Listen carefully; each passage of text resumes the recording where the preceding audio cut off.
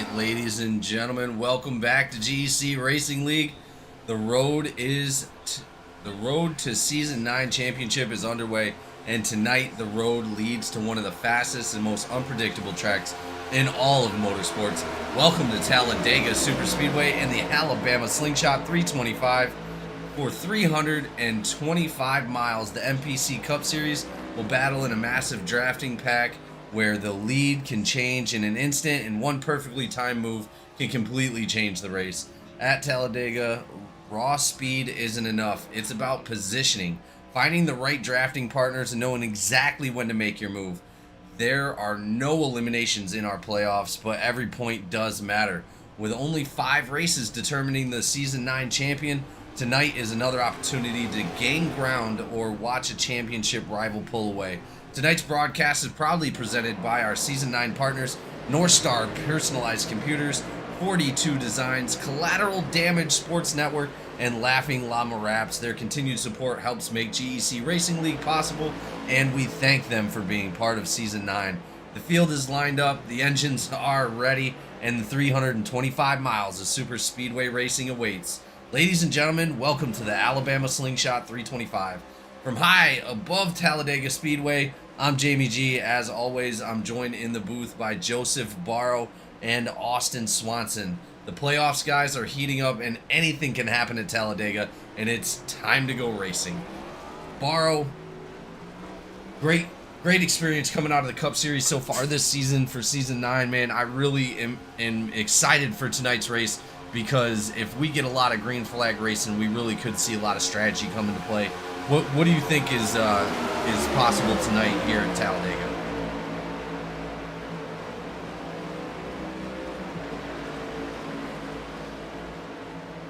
I think Joe might have walked off, but that's all right. Swanson, what do you expect out of tonight's race? Well, what I'm hoping for is some clean, fast racing. I mean, this is one of our larger tracks that we go around. As I've been told, it is quite warm, so it is going to be tough for these drivers to really keep it together, especially at the beginning of the race. So I'm hoping for some caution out of the driving and not out of the flag. Yeah, I heard somebody say it was 135 degrees out there tonight, which is absolutely brutal on those tires. Let's go ahead and take a look at some of the weather real quick out on the track. Let's go with this right here. Here we go. So obviously 2.66 miles. It looks like ambient air temperature is only 86, but track temperature up to 132 tonight, which is absolutely insane. Wind is 10 miles an hour east southeast, and the surface is dry. Obviously, they get I think it's 5 additional sets actually. So let's go ahead and get that changed up. 5 additional sets, 1 fast repair, 1 green white checkered, 75% fuel. I mean, in all honesty, tonight's race, I expect to go quite a few green flags.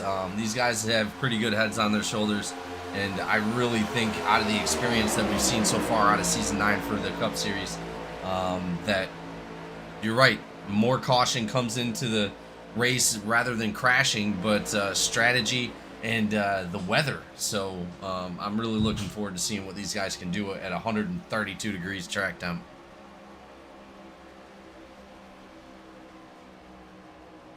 It is going to be wild. I mean, this is Talladega. We all know what this track brings to the table. We all know what it brings out of these drivers. It's time to shake and bake. Absolutely, and that's why it is called the Slingshot 325. I mean, we're gonna see some shake and bake out there, some Ricky Bobby type style racing. But I mean, like I said, these guys are smart. They know how to drive. I don't expect to see a whole lot of cars that are gonna have to leave the track for too much damage. I really think that a lot of these guys are gonna wind up finishing this race under green flag, and somebody's gonna come home with that checkered flag.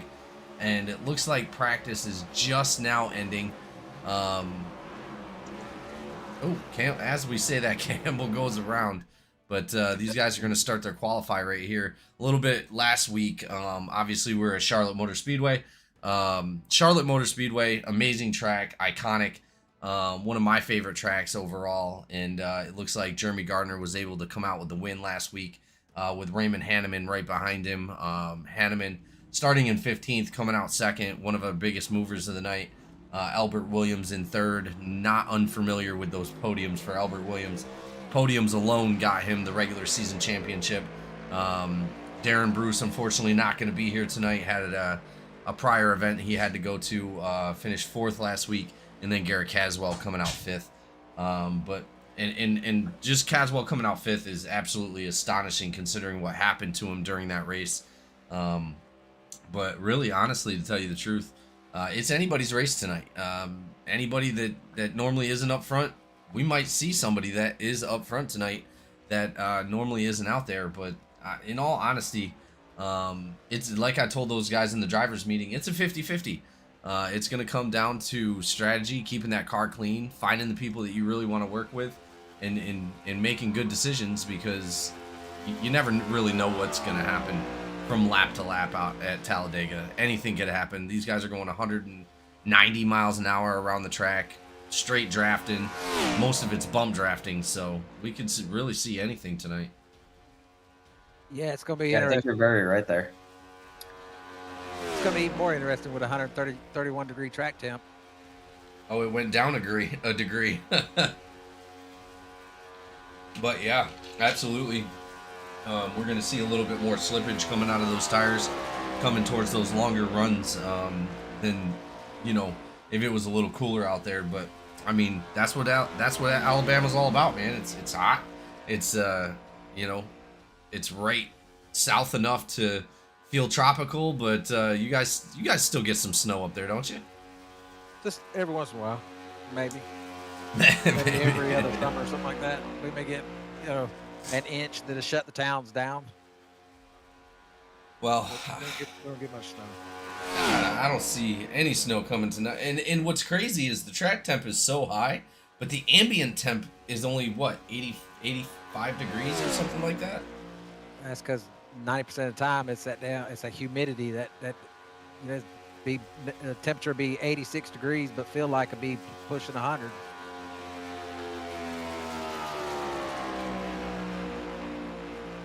Well, let's take a look real quick at some of the standings we got. Jeremy Gardner up on top for points for the playoffs right now, looking for that championship and that beautiful trophy that comes with it. Albert Williams only 3 points behind his teammate for Cornerstone Motorsports. Raymond Hanneman only 7 points off from a 3-time championship for Raymond Hanneman. That'll be the first ever in GEC history, 3-time champion. Garrett Caswell only 9 points off of that lead in fourth. Darren Bruce, unfortunately, like we said, is going to miss tonight's race in fifth, only 11 points back. That is going to be a hit for Darren Bruce, unfortunately. Like we said, had some prior stuff going on that he needed to attend to. Dakota Osborne sitting in sixth place. Dakota Osborne's 14 points back. Josh McCabe 15. James Silver's 16. I mean, all the way back to 10th place, guys. I mean, there really isn't a huge gap in points. And if something happens to Gardner or Williams, I mean, really, it's up for grabs for anybody. Yeah, we kind of reset the season there with playoffs starting. So that's one race under their belts basically, and then this being the second race of the playoffs, they'll start spreading out here in the next race or so. But I mean, really, it's still anybody's championship right now. You could see Dusty Haynes jump up, in the top spot there, probably with the win tonight, or even a podium. I'll put him up in the top 3.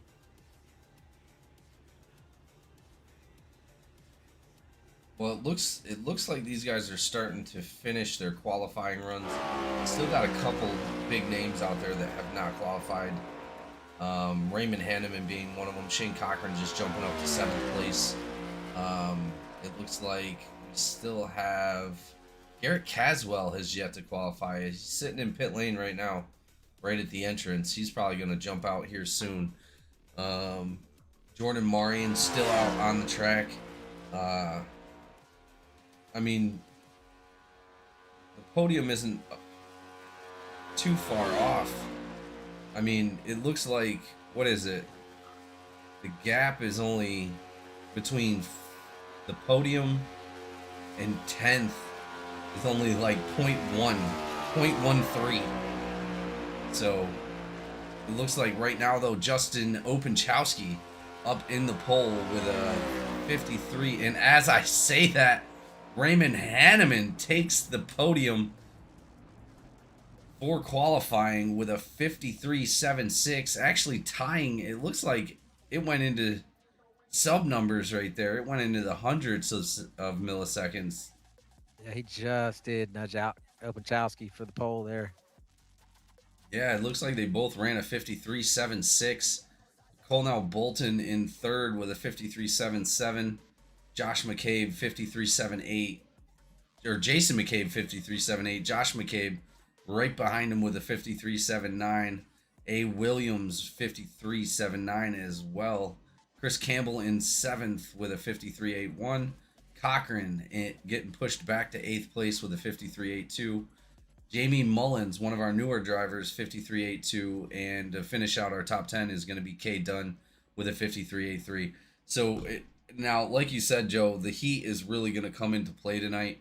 As we expect, and it looks like these guys are running pretty close numbers. Comparingly, it's looking to me like we're going to see that heat really come into play later in the runs. I mean, yeah, once they get a couple laps on them tires, the tires will heat up more than usual, or more than what, previous races we've had. But because most of the ones we've had, the track temp's been pretty cool.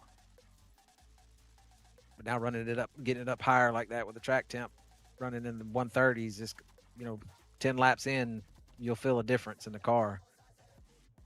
They'll be moving around on them a little bit, feel a little looser.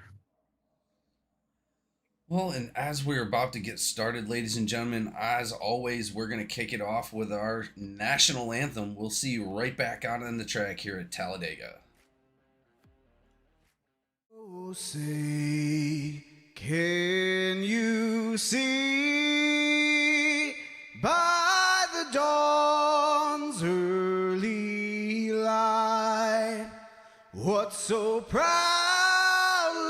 we hailed at the twilight's last gleaming, whose broad stripes and bright stars through the perilous fight o'er the ramparts we watched were so gallantly streaming, and the rocket's red glare, the bombs bursting in air, gave proof through the night that our flag was still there.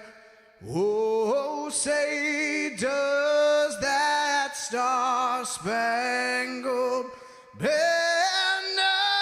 yet wave o'er the land of the free and the home of the brave?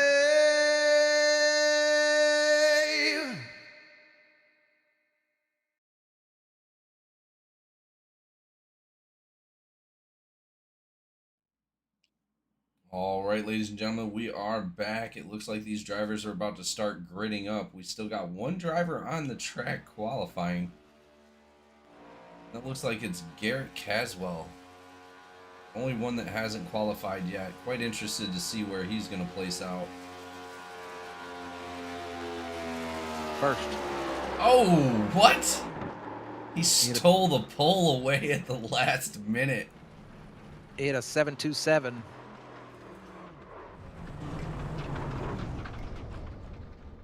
Yeah, that's wild. He actually beat the field by more than anybody else did, really. Yeah. If you go back and look at it, it's probably he probably kept them tires cool.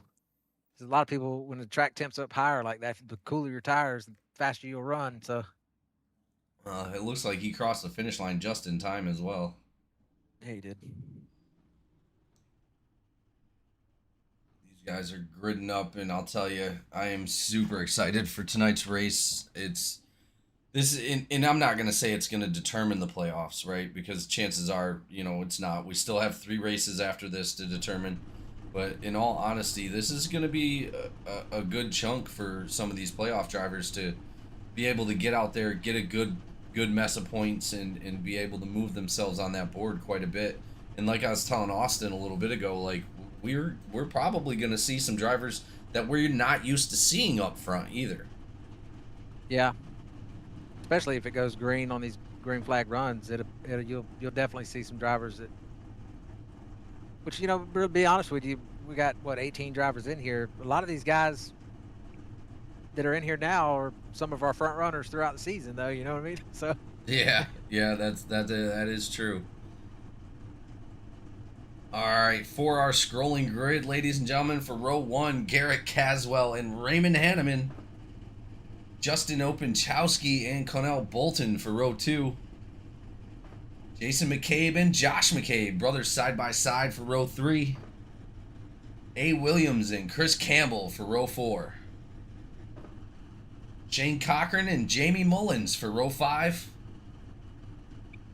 Kay Dunn and Jordan Murray in row 6.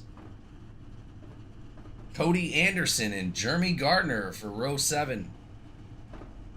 Tyler Evans, Dakota Osborne for row 8.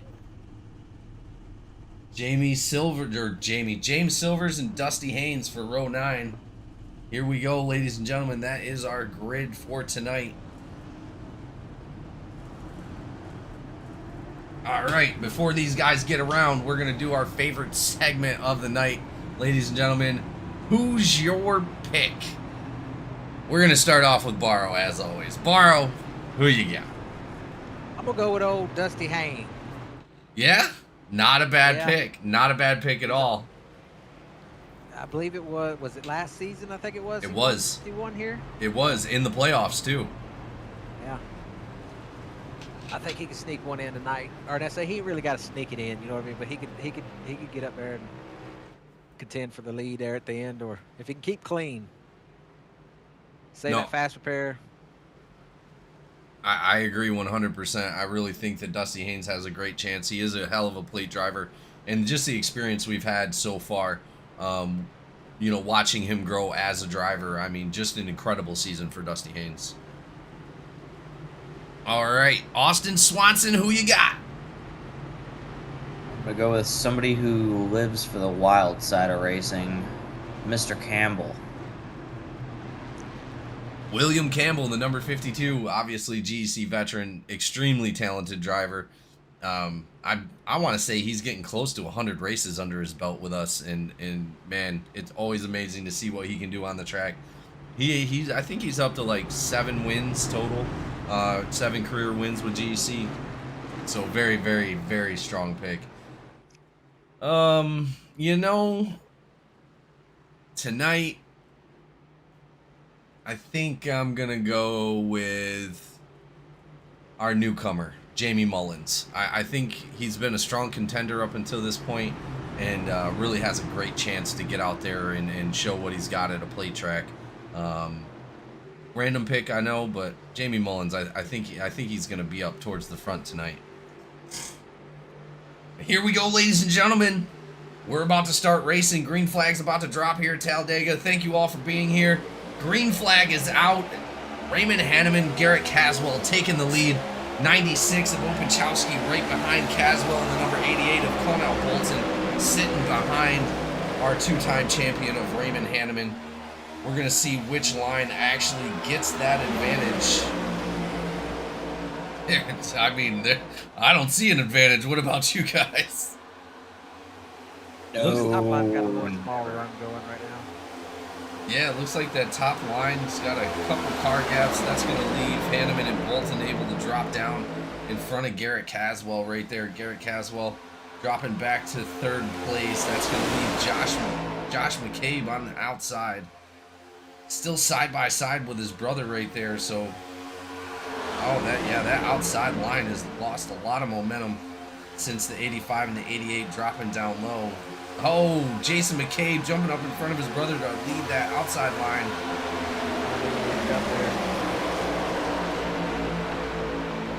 I mean, being brothers and being teammates, great combination. Those guys showed a hell of an effort last season. I know Josh McCabe is still in the playoffs. Jason not making as many races as he wanted to this season due to work conflict, but I'll tell you, both incredible drivers coming out of McCabe Esports.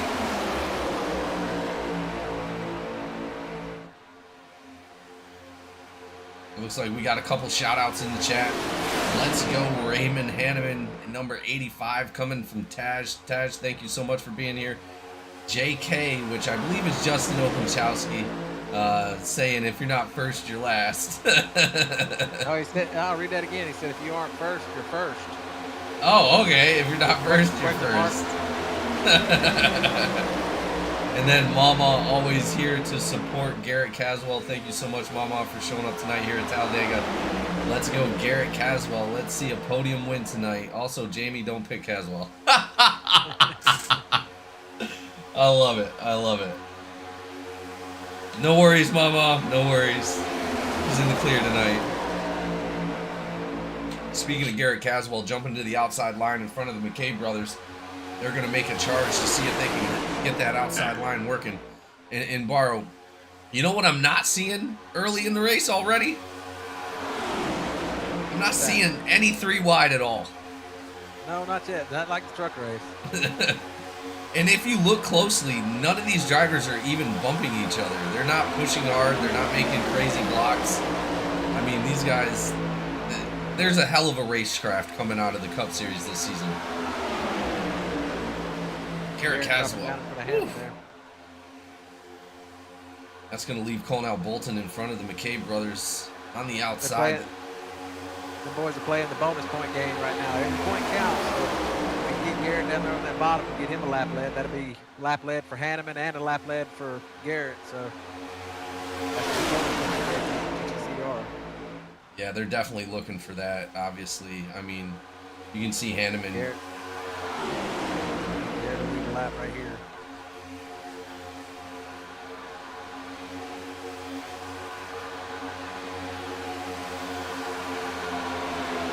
Hanneman pushing him pretty good coming around the track right there. That's the last person that you want to push too hard, though. As me and Joe already know, pushing your teammates too hard can end in disaster. Yeah, it can.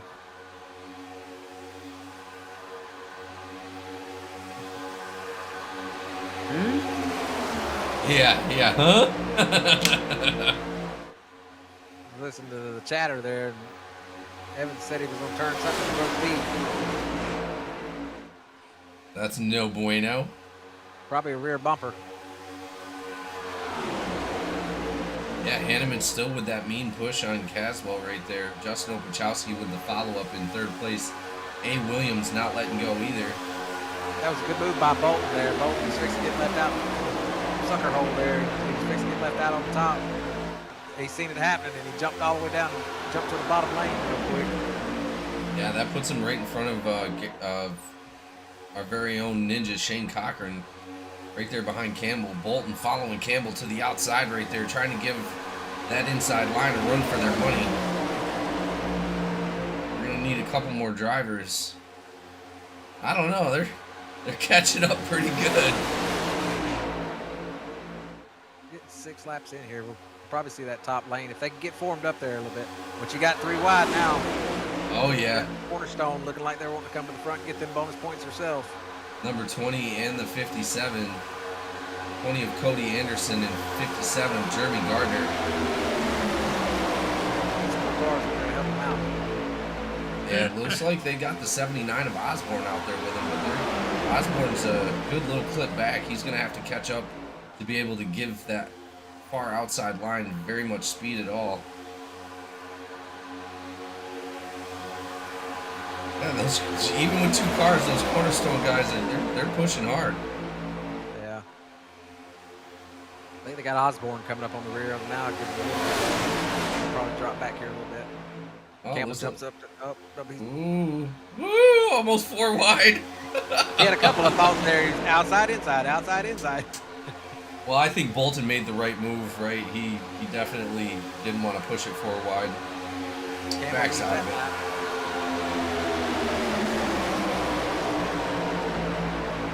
Yeah, Bolton right there. Oh no, there goes Campbell down the side. Back up. Right up into the McCabe's. There we go, ladies and gentlemen, our first 4D2 Designs caution of the night. Let's go back and take a look and see what happened right there. Lots of damage.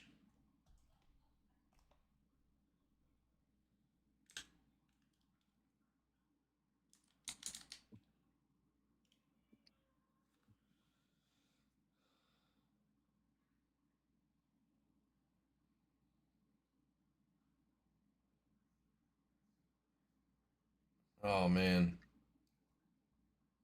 Yeah, nothing Campbell could do about that. Openchowski right into the rear. Up into both McCabe brothers. Locking it down. That's going to involve the 20 into the 11 as well. Garrett Caswell up the track.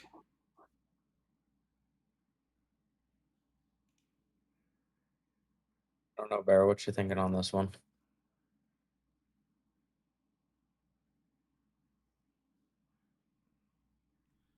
Yeah, that's going to be a hard call, boys. I don't see any contact between Bolton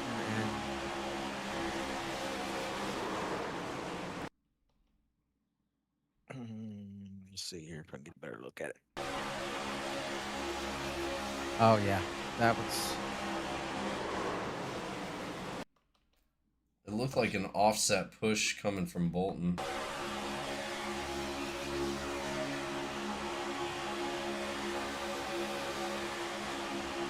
Yeah, that's what it's going to be. I think Bolton was peeking out to cool off, and he was on the bumper of him when he got back down and kind of just spun him. So that was going to be on the 88 of Bolton.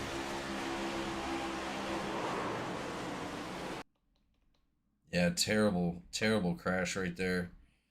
Fortunately, that is going to give Josh McCabe a meatball. He's going to have to come in. I don't think anybody towed out, so everybody looks like they're going to make it back into pit lane. But again, we're only 8 laps in, and already having to use a fast repair for McCabe is not going to be good. Some of these drivers are probably going to try to get some of that damage fixed.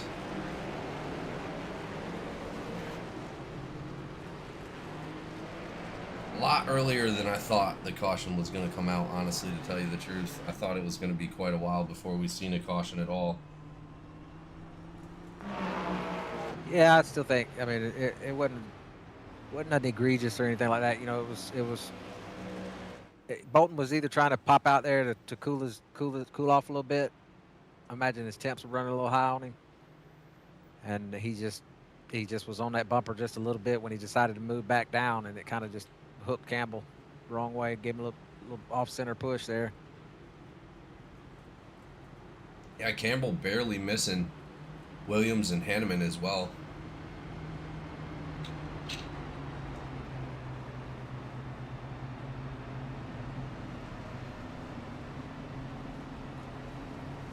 A lot of drivers still in pit lane from that one. Caswell trying to get some of that damage fixed rather than using a fast repair. Same with the Justin Openchowski. Openchowski didn't look like he had too much damage off of that rear end. Josh McCabe now coming out. Josh McCabe didn't use a fast, or Jason McCabe didn't use his fast repair. Chris Campbell also getting that damage fixed, opting in instead of using that fast repair as well. And I don't blame him. If the only person that really should have been using it was Josh McCabe, because he had that meatball flag.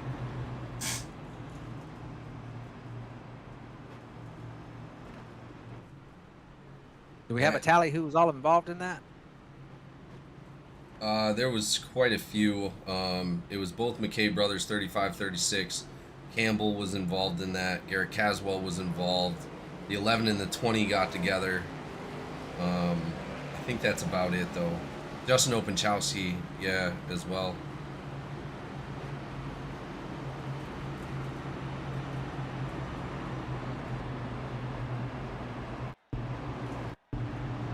A lot of drivers taking damage off that last caution.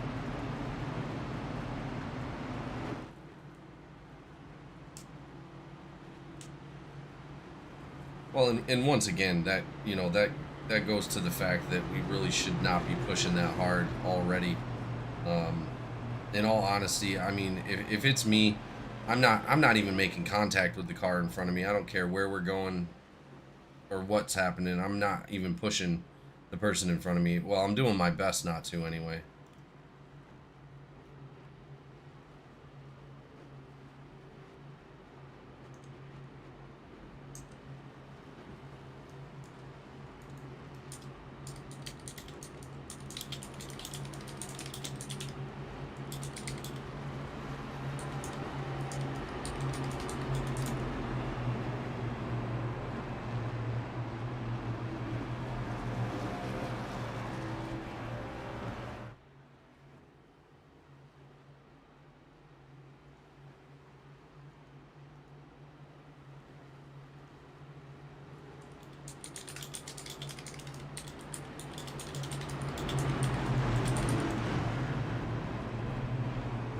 That's all right. We're about to go back green flag racing. It's going to be Williams and Hanneman on the restart right here. Osborne behind Hanneman. Dusty Haynes up to the front in the top 5 now. In the back of Williams for this restart. Cornell Bolton going to the back of the field for that caution.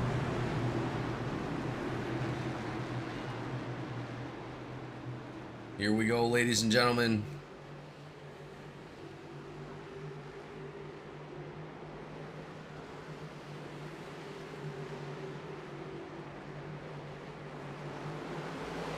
Green flag is back out.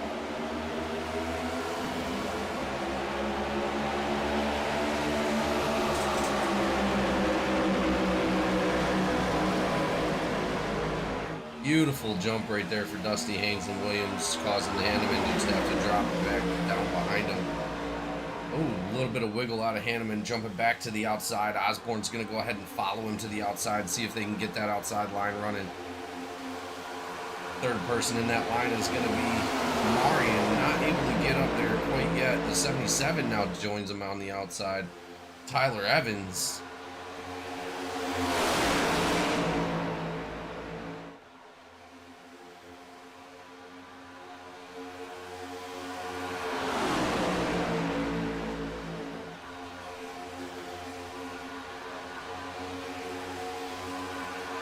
Marion. Got Marion.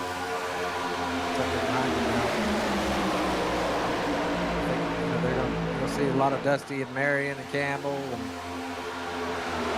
are they working together tonight? Yeah, hopefully Campbell was able to get some of that damage fixed off of that last incident right there. It looks like Justin Openchowski was able to get all of his damage fixed, but he's still sitting towards the back. As I would be, I'm relaxing. I'm just running my race. It's a Sunday drive at this point. Way too early to be making moves, in all honesty. Number 20 jumps out to the top side. Cody Anderson, followed by Raymond Hanneman, jumping back to the outside. Osborne's now leading this race. Osborne's sticking right in the middle, looking to the outside. Osborne way up the track. Don't know if maybe he just didn't want to be there, or is he calling Campbell in there to try to warm up that top lane? I don't know. You got Dusty jumping up there with, no, who's that? That's not Dusty. Is that Dunn? Yeah, that looks like Kay Dunn. I think Osborne there back.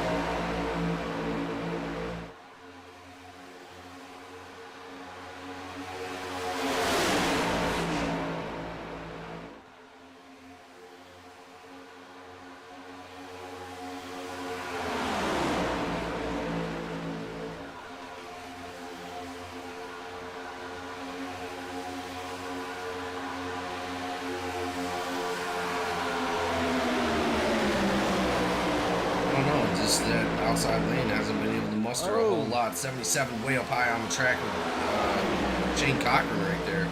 Cochran looks like he's going to be left out. 77 dropping back down in front of Garrett Caswell and Bolton. Yeah, I don't know really what the purpose of that was. But the top lane keeps racing like they're doing. They're just going to drop further and further back. Yeah, right now they only have 4 cars on that top side. Does look like there's a car towards the back. Shane Cochran trying to stay on that outside line. I think it's because he's not able to get on the inside right at the moment. He may have wanted out of that top two. He jumped up the high side. 77 thought maybe he was going to run around him, but he may have wanted to drop back. Oh, the 20 of Cody Anderson jumping out of that bottom line up towards the top side in front of the number 77, Tyler Evans. That's going to be his teammate for Cornerstone Motorsports. Oh, they jump up high. A little bit of contact right there between the 77 and the 20. That's going to hold up the number 57 of Jeremy Gardner. 3 teammates on that top side right now.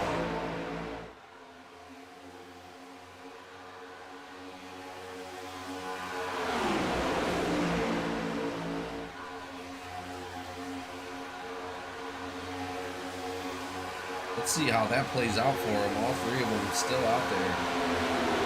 Wait, that was Osborne though.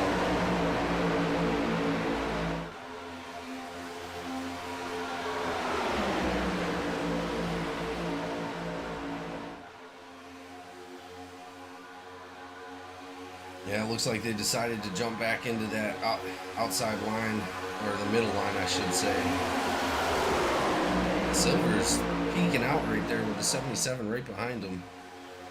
There they go. They're jumping back to the outside line again. Yeah, they're trying to get connected with each other, try to get a line for them, I believe. And as long as they're on that bottom, nobody's formed up with them. They're not going to. I mean, on their top up there, nobody's going to get bumper to bumper with them. They're not going to do anything. They're just going to kind of sit there. Right now, we got 5 of them in the team on the top of there. Yeah, Garrett Caswell jumping out. Looks like 4. That's going to put the 77 right behind him, or the 4 Silvers behind him. Caswell jumping out in front of the teammates again. They're going to dive down low. Yeah, I doubt any of those guys are really going to work. It's 2 rival teams, you know, so any chance they get to leave him out, they're going to leave him out. Caswell's teammate right now, Raymond Hanneman's currently leading this race with the number 13 right behind him of A. Williams.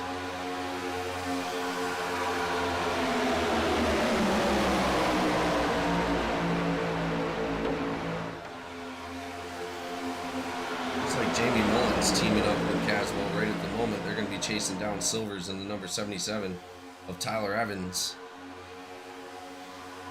I mean, if they get a chance, I look for them to shuffle him, try to shuffle him back further. Yeah, he's right up on the backside of the number 77 now.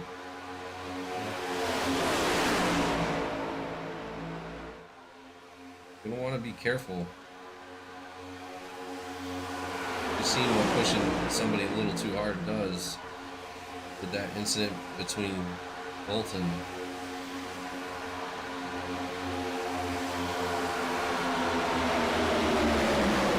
Well, I think you can push if you give them square hits, not moving around a ton. You can push them and bump them. Yeah, Bolton had half a car outside the lane there, and then didn't come off his bumper to move back down. He just stayed on it and come back down and just turned him.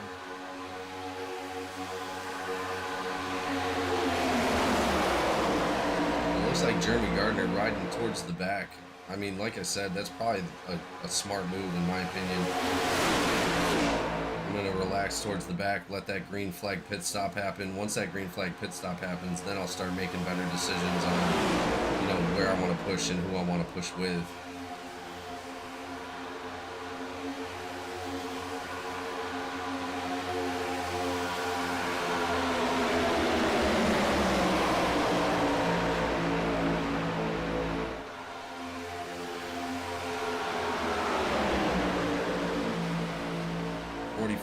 The number 4 of Silvers and the number 77 still on the outside, followed by Garrett Caswell and Jamie Mullins. Looks like who's towards the back right there? Is that Cody Anderson and Yeah, you got Gardner. Anderson and Gardner back there. We got the 66. We got the 4, the 77, the 66, the 20 and the 21. Yeah. They're all pretty much, might as well consider them teammates. They're going to help each other out here. So.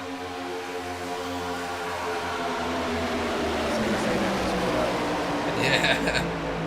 Well, into the wall. As we've seen in most of the past races throughout the season, Cornerstone doing a great job. I'm sure that they have a big strategy that's going to come into play after that first green flag pit stop. Oh, 4 wide right there, going 52.85. Yeah, they tried to hang Hanneman out. Campbell. Oh, Campbell goes down in the track Not again. again. Save it. And he does. He saved it. Right in front of Cochran. That's going to slow down the back of that pack. Great save by the number 52. Who was that contact with right there?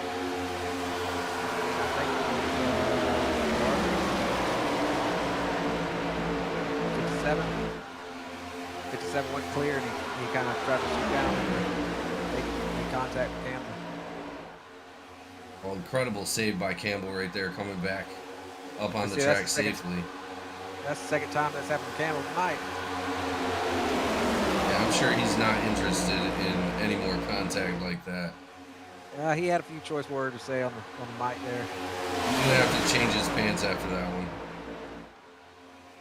He did a hell of a job saving it, though, and staying with the pack.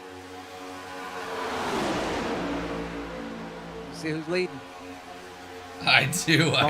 Bonus points for my pick.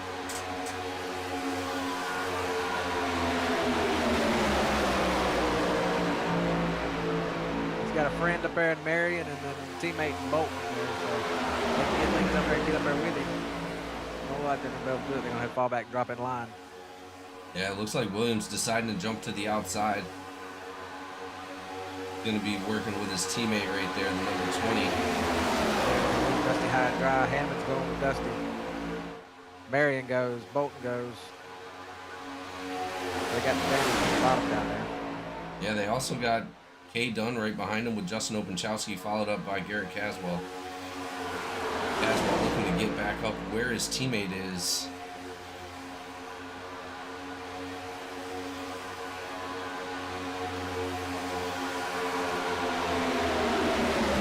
Looks like that backpack is starting to fall off a little bit. Yeah, that was the pack kind of tucked in behind Campbell there. How many cars are back there? Only 4. Cochran, both McCabe's and Campbell. Which I imagine, they're not in a bad spot right now. There's still a long race to go. A lot of pit stops.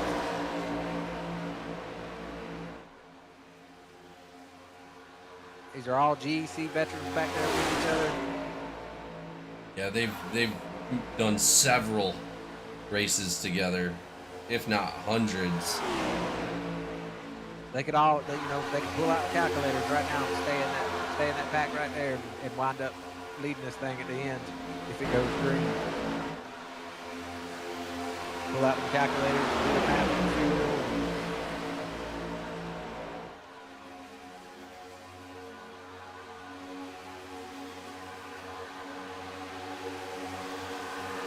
Rusty Haynes still up in the lead, but he's got those Cornerstone Motorsports guys on that outside, followed by Jamie Mullins. Jamie Mullins currently in a Cornerstone Motorsports sandwich right now. He's got the 77 right behind him. Stop.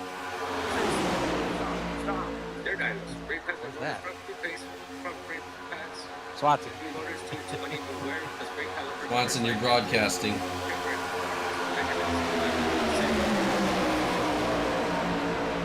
Was that them chatting in the race? Oh, Dusty gets loose real bad right there. He saves it right in front of the 77. Lucky save. That was incredible by Dusty Left him out Haynes. there. Gotta get that damn sucker hole.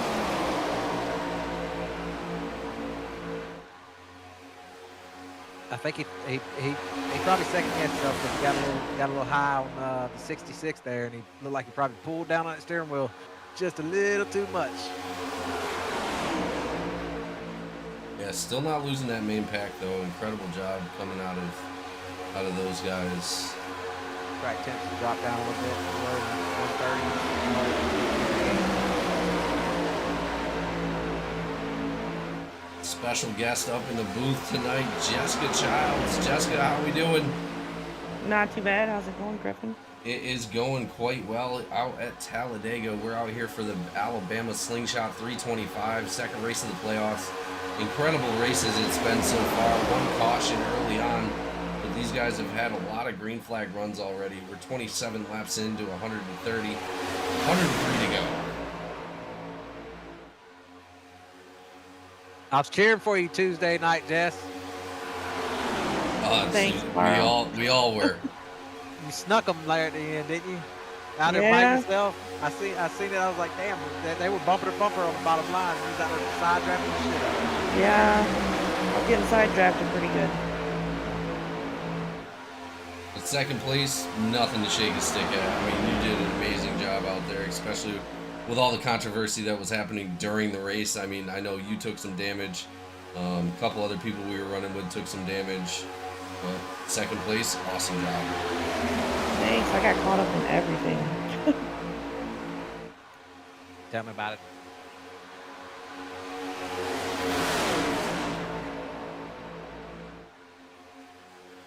Fortunately, I wasn't able to finish the race, but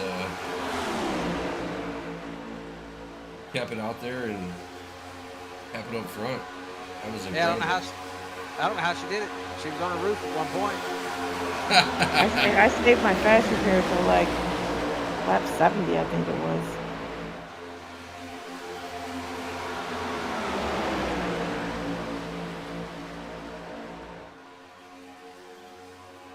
Who's your pick tonight, Jamie? Who'd you jinx? Jamie Mullins. He's just one. Yeah, I picked Mullins, Barrow picks Haynes, and Swanson picked Campbell. I think Swanson put the juju on Campbell tonight. Yeah, Unfortunate. Looks that way. involved in that first accident, and then gets loose almost in a second accident not too long ago, about 4 or 5 laps ago. He was able to save it.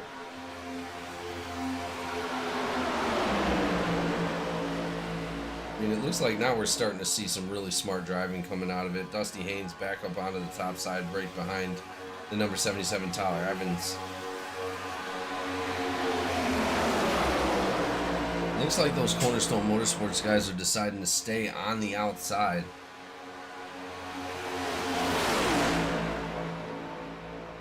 Not able to quite get up front right now, but they do have one of their teammates leading this race. A. Williams is now currently in the lead in front of Raymond Hanneman and Jordan Marion.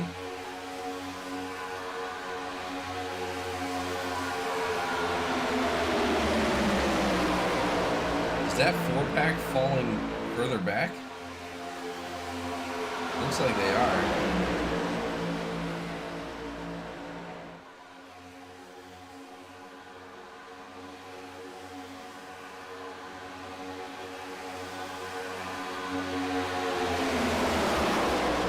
Yeah, that outside line just not able to get the momentum that they're looking for.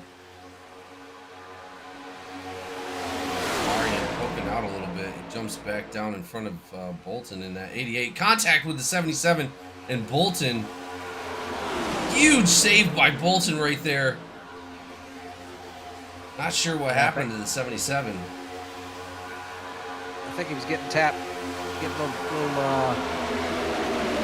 bump drafting from Dusty there in the corner. He was getting him a little loose.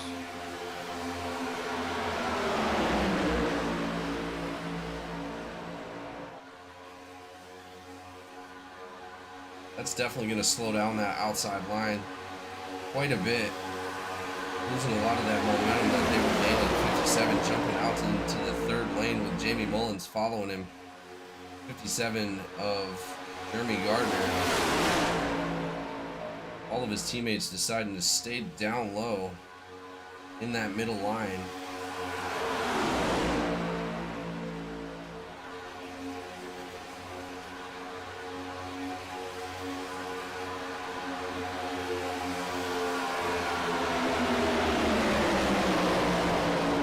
Here we go, 57 staying outside. Dusty contact with the 57.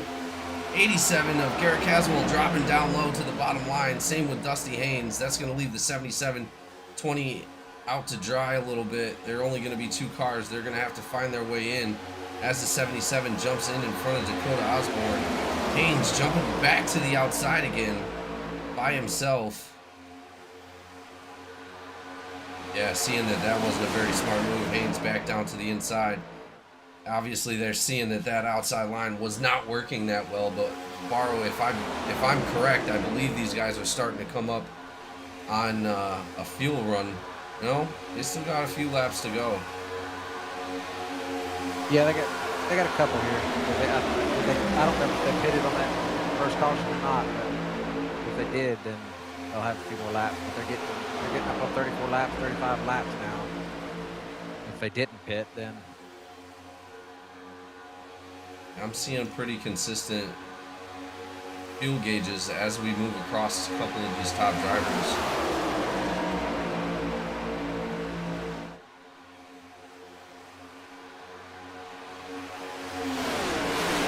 So far, we've had a bunch of lead changes as well. Raymond Hanneman with 16 laps led.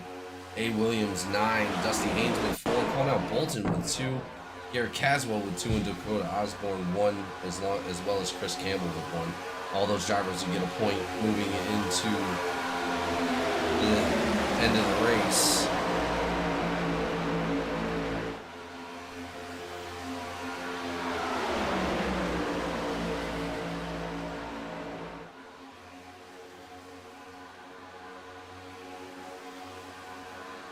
Uh-oh, somebody got left out. What was that? Is that Silvers? No.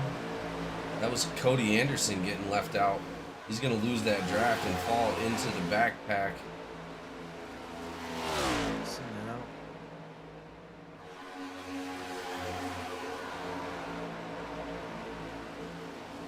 Yeah, he's falling back pretty hard. he's been back there for a little bit, but I think he just finally lost the draft. I didn't even see what happened to cause it to happen.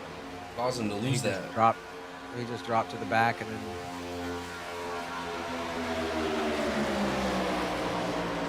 Well, he's gonna have to get with that pack that's coming up on him, the 86, 36, 35, and 52. I'm sure they're gonna love to have another driver with them to speed that up a little bit. They've already lost enough time. They want to try to get back up towards that lead pack.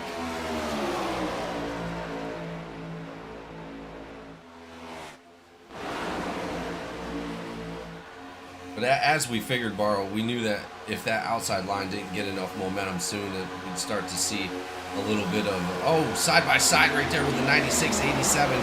That's going to push the 96 to the outside. Not where you want to be. He's going to have to find his way back down to that bottom line. But like I said, that outside line losing the momentum that it did, and they're not seeing any progress with that outside line. They're definitely we're single file as we're seeing now.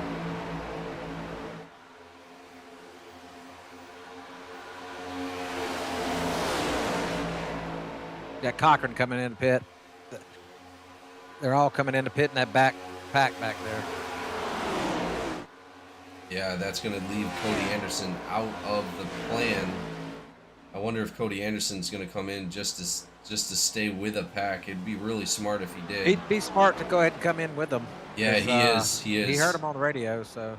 He gets sideways.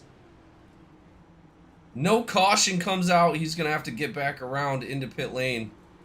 And he might just be he might have just saved himself a black flag also. No, he definitely did. He came back around that cone. Really, He really slid smart out. move. Yeah, he slid out right there before the cone and then came back into the. Yeah, that's Now, gonna hurt him a little bit because now he's probably gonna wind up there by himself. You got the rest of the field's coming in now. yeah, they're starting to pull out. Unfortunately, if I was him, I definitely would have took those tires off. Oh, Caswell comes in hot and loses it. Oh, Caswell going around. He's gonna have to get that car back around, get back into his pit stall, so he doesn't lose the backpack as well. I didn't think the whole field was coming in. Justin Openchowski decides to stay out on his own. I don't know if that was the decision that he wanted to make, but that's going to put him right there with those other drivers right behind him. Now, in all honesty, that I don't know, because he's going to have to pit on his own. Caswell's gonna be by himself too. He just came in hot, got a black flag. Marion's got a black flag.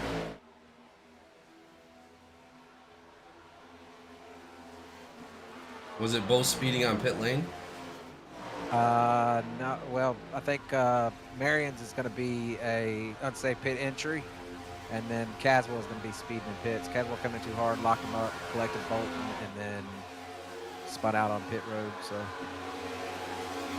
Well, and after that green flag pit stop, we're going to see huge separations on this pack. Yeah.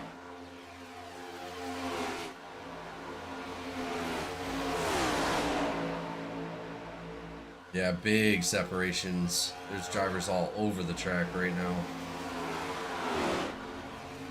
Jordan Marion still sitting in pit lane, unfortunately. Serving that black flag, I believe. Garrett Caswell no longer with a black flag.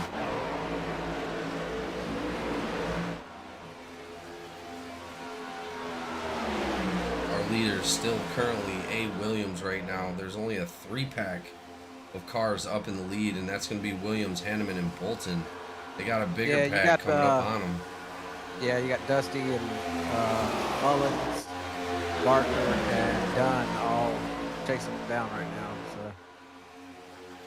So Looks like they're catching them pretty quick. Yeah, they're going to, because it looks like Bolton isn't really up behind Hanneman like he should be. They're probably looking to get that car up in front of him. Who's that up in front of him? Is that Marion? No. That's Caswell, I think. yeah, they're fixing to put Caswell a lot down here. Well, if they can get Caswell to join that pack, it's going to be a little bit harder for the pack behind him. I mean, they're right there, though.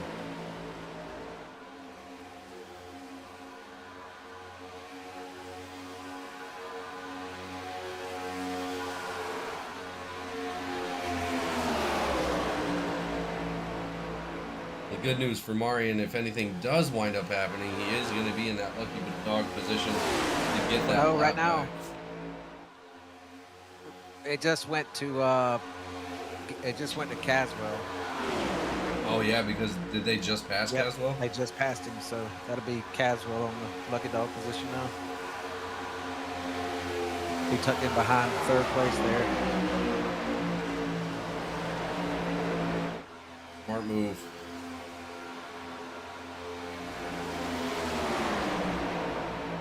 I don't know, that second pack right there of K. Dunn, Gardner, Mullins, Haynes, Silvers, there's still a good little clip back. If they can maintain with the 4 guys they got, I think they have a good chance of staying up ahead of them. If they'd have got with Caswell a little bit earlier, it'd have been really hard for that backpack to be able to catch him.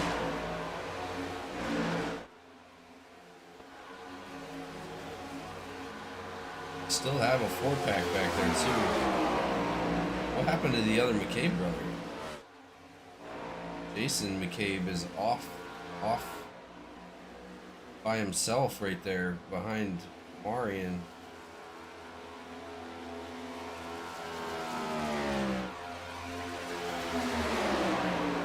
That pack behind him still has not caught up yet. That just goes to show how much it matters for one car to be with your pack. I mean, a 4-pack can get a decent amount of speed. How many they got in Dunn's pack back there? 6? I think it's, yeah, I believe it's 6. Yeah, but they're not very close to each other either. I think they're just making laps. I don't think they're really worried about pushing and catching up to that top, with everything spread out the way it is and going green like it is. They can win on strategy better than they can, I know they're going to want to push here 3/4 of the way through the race to try to gain some of that time and make good pit stops. I think they could easily pop back out front.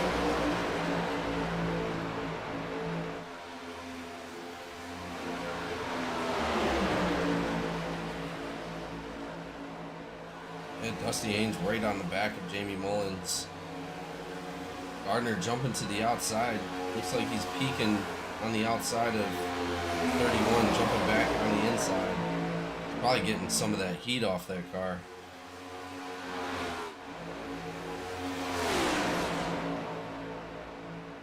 We've seen somebody pushing too hard in the truck race on Tuesday, blowing his engine. That's the last thing you want to do, be pushing too hard, catch too much heat, blow an engine.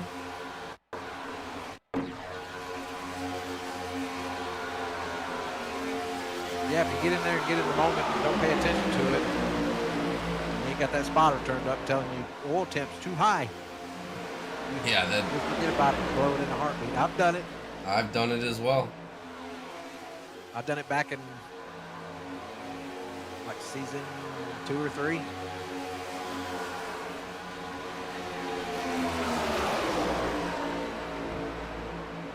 Yeah, that pack of 6 is actually falling back. They're now 2.2 seconds back from that front pack. That front pack is about to gain another car too. Number 20 of Cody Anderson now goes lap down.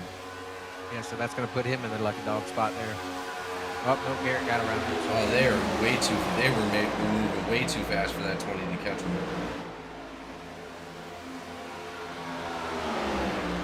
Connell Bolton right on the backside of Raymond Hanneman.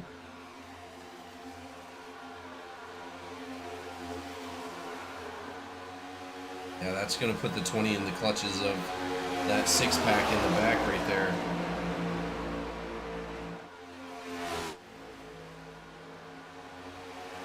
That second pack just ain't been able to catch up yet. You got the 57 Gardner asking Dunn if he has any damage.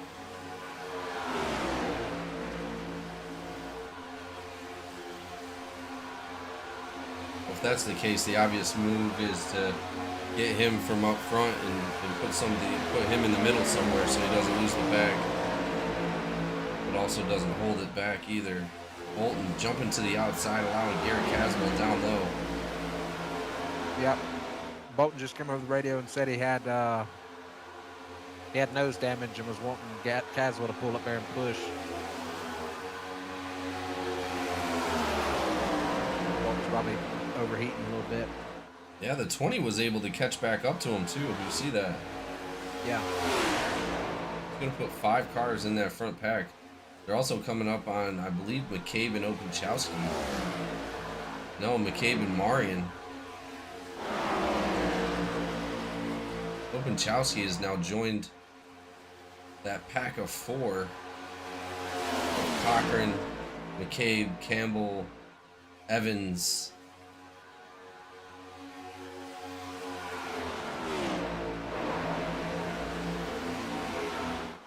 Well, he's lucky to get with the pack at all after having to pit by himself. Yeah.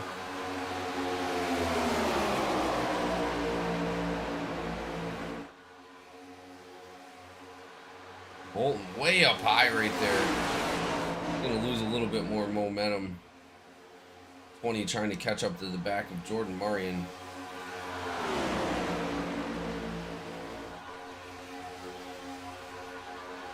Jason McCabe also joining that packet the best that he can. I think he has a little bit of damage from that first accident.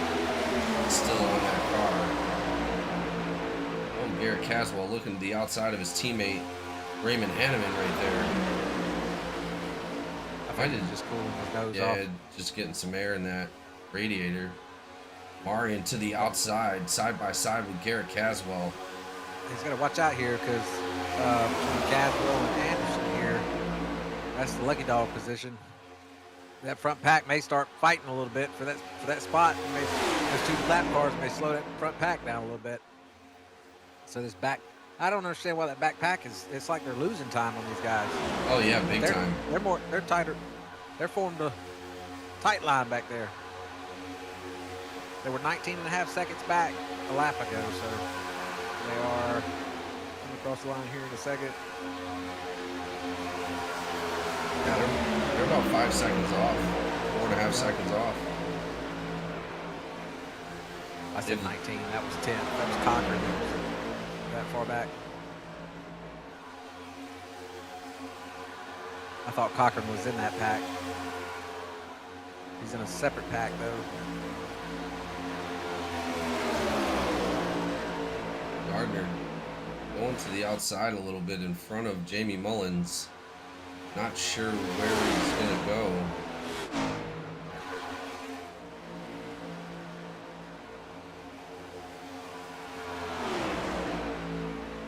Dunn lost the draft there. He's getting.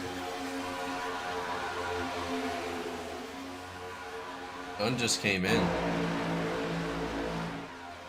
Dunn's out of the race.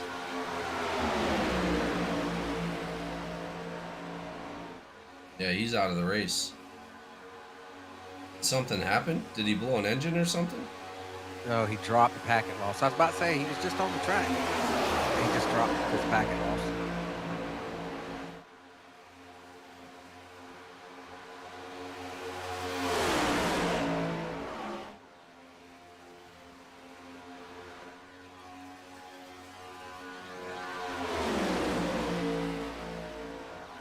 Yeah, that front pack has now gained a few cars. You do see a little bit of damage on the front of that number 88 of Cornell Bolton.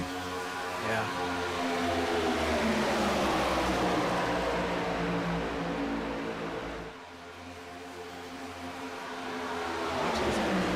Second pack here is they're not staying tightly formed long enough really. Then you got Osborne that's kind of a car length back off the tail of him that's dragging him back a little bit. If he tuck up under there, they might be able to catch him. The way it sits, they're losing about a second per lap on this front pack. Which is now. definitely not great. No. They're now 6.5 seconds back.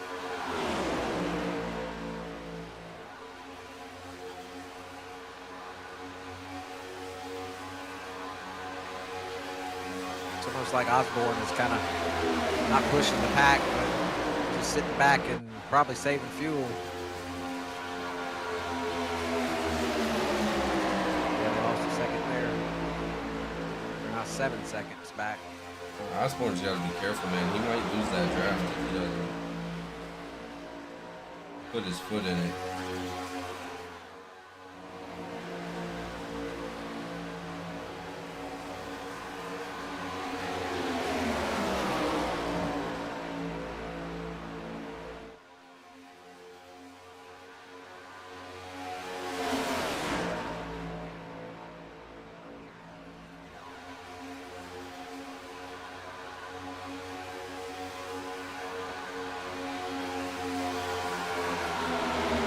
Let's take a look and see who's led the fastest laps here.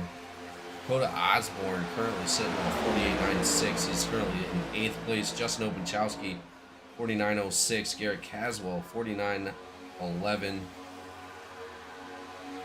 Cody Anderson with a 49.32. And Josh McCabe with a 49.32 as well. I'm going to hop down here to Dirty South real quick. I'll be right back. All right.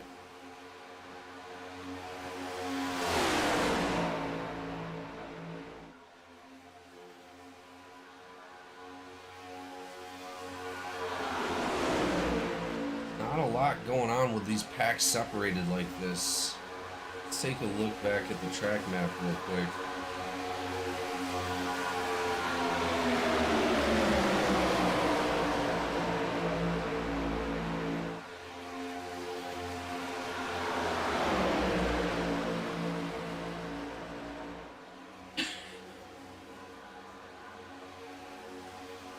All right. Dunn is back in. He will get his 2 laps for technical difficulty. All right. That is great news. If we have a caution here.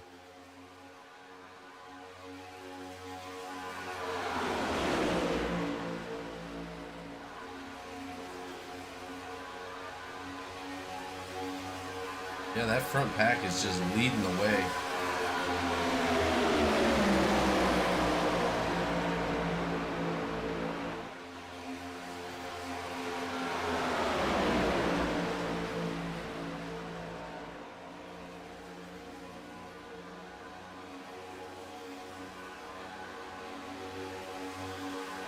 Yeah, that second pack's gonna drop to 8.5 seconds back.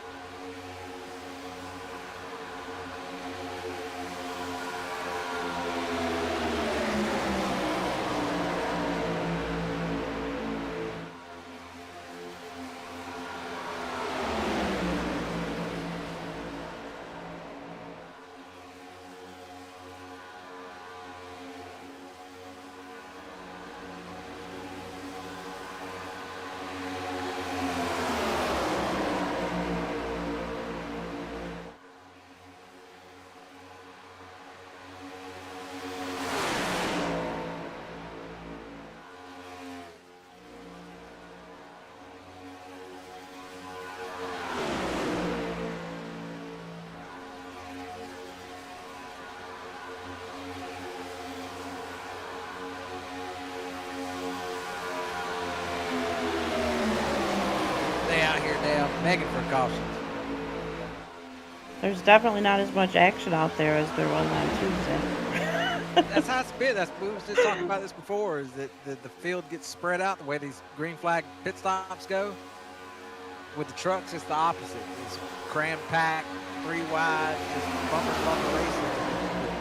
The next gens for the last 3 or 4 races, it's been spread out and been more of a strategy race.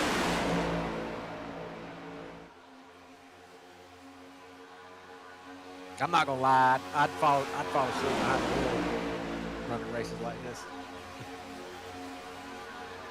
I think I probably would too.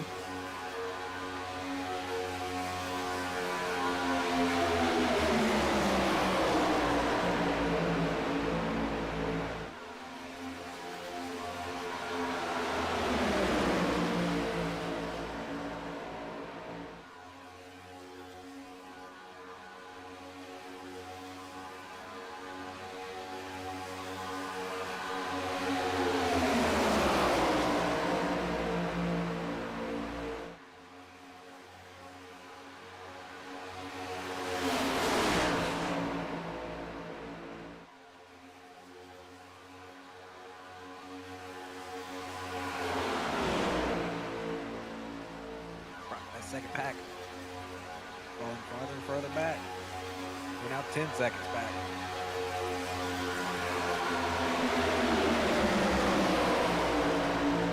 So we got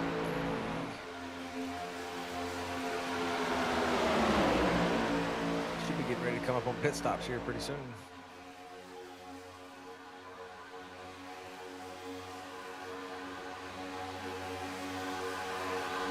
Jamie go? Did he fall asleep?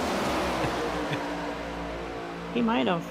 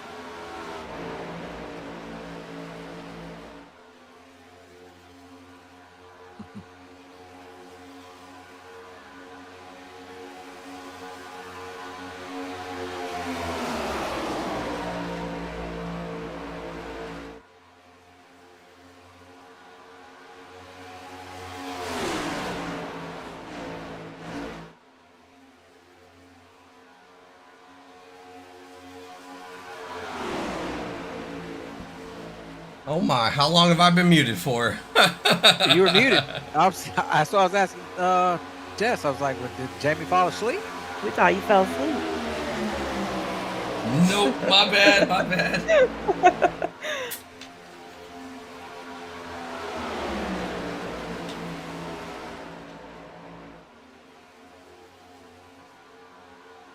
Not a lot of changes on the track, though, if you look at it. No, they're kind of just riding it out. You got another little pack breaking off behind back there. Bolton, McCabe, and Dunn. Yeah. Bolton had a little damage on that front end. It's kind of slowing him down. He kind of needs to be tucked in behind someone instead of leading that pack there. He's got heavy front end damage. That nose is pushed in quite a bit there, so it's causing marrow damage. If I was him, I'd be worried about if I did tuck in the back. I'd have to be in the middle, if anywhere, because if I tucked in the back, I'm probably going to lose just those 2 cars. And that's going to be no bueno for him. Sitting in, but what's crazy, guys, is you got that front pack that has about four cars right now? 5 cars. And Bolton's in 3rd. So, looks like McCabe, Marion, where's Dunn at? Dunn is right there with him. Yeah, Dunn's a couple laps down, which we don't have a caution. He won't get him back, but he just went another lap down, so he'll get 2 laps back and be 1 lap down. You got Marion 2 laps down, McCabe a lap down, Anderson a lap down, and Caswell.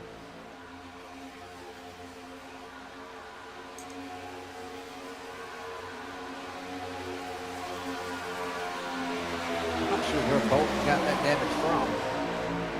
Yeah, I don't know. I have no idea. I know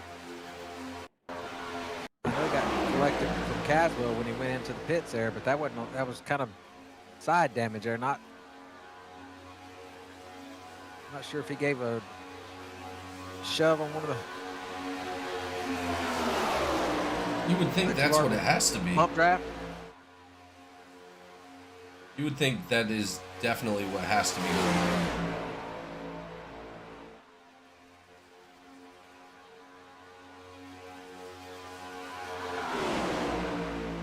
But yeah, that front pack is absolutely walking away from the field. Yeah, you got guys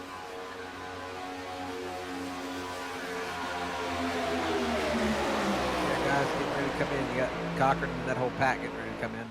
Oh, Caswell going under the line a little bit, getting a little loose, able to recover right there behind Raymond Hanneman, his teammate for GTCR. Oh yeah, we got the whole backside coming in. Gardner's coming in. Williams is coming in. Silvers is coming in. So they're pretty much going to. Field's pretty much going to stay like it is. You have this front pack, the second pack come out. Front pack's coming in behind them. Oh, Campbell missed his pit. He had to back up into it. He's going to lose some time. And at this point, it's not going to be too much. Are you changing tires or no? Because it looks like a lot of these guys are opting into tire changes. Probably at least take 2. I don't know what the tire. There's not much moving around going happening. That whole pack is out now, so front pack's coming in now.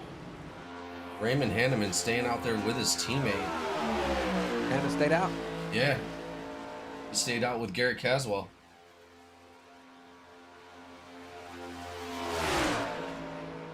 I mean, the way everything was... Justin Opachowski with a black flag.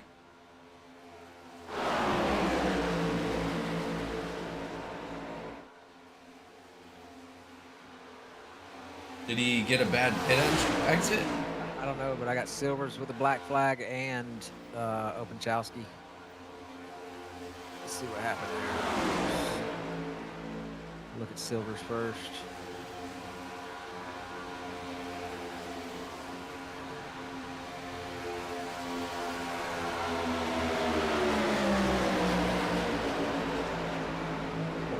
Ogunchowski jumping out to the back of that pack. Probably going to have to come in for some kind of hold. Raymond Hanneman now coming out with his teammate of Garrett Caswell. They both come into pits and out pretty successfully. They're losing huge chunks of time on Williams, which is coming up pretty quickly. Caswell not able to get up to the back of Hanneman and help him out right at the second. But it looks like Williams and... Who's that with Williams? Is that the number 20? That is the number 20. Oh, it's a battle for the teams for first place. Cody Anderson. I'm not sure why Silver's got a black flag. He's in there serving it now. Yeah, so is Openchowski just now coming out. Chowski, that can lift his too. But yeah, a battle for the teams up front. GTCR versus Cornerstone Motorsports.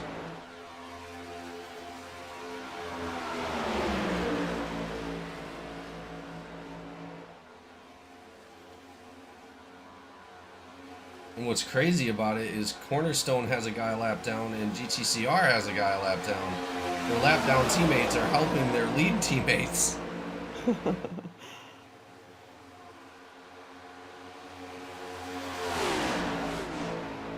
But it looks like they're all staying in a line. They want to get as far away from that backpack as possible. Oh no, Bolton currently leading the backpack at 10 seconds back. Wow, everybody is split up into 2 cars. That is insane. I have no clue what either one of them got a black flag for. They didn't speed on pit road. They didn't have, let's say, pit entrance or exits. Mullins just came back down into pit lane too. Oh, he's backing out. Yeah, Mullins just left. Yeah, he's one of the guys. He kind of just comes in and races a little bit because of having to get up. I think he gets up at like 4 o'clock in the morning. So. Oh, jeez. Yeah, so he comes in and puts what he can in, and then has to dip out.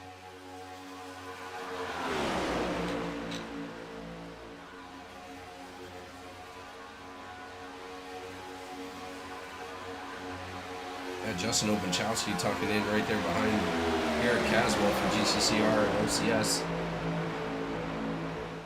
Currently Cody Anderson right up in front of him and Garrett Caswell. It looks like Anderson, Caswell, and Openchowski are going to be racing for that lucky dog. Oh. We only have 10 cars on the lead lap. Yeah. Which is crazy to think about. 13 of Williams jumping in front of Raymond Hanneman right there to try to slow down that outside line. That's going to put Garrett Caswell in that lucky dog position.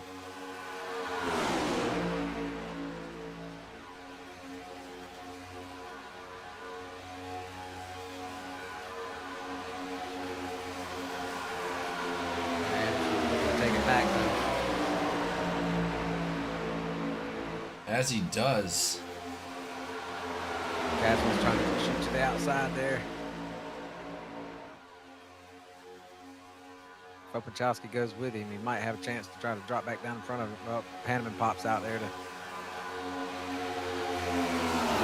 Those 2 teammates are going to fall back. Openchowski's going with that top line, so they'll get the run. And Slick move by Hanneman right there to help his teammate out. this is what that second pack likes to see too, because as I can hear, I can hear Cochran chiming up. We're catching them all. Open Got that front pack up there racing.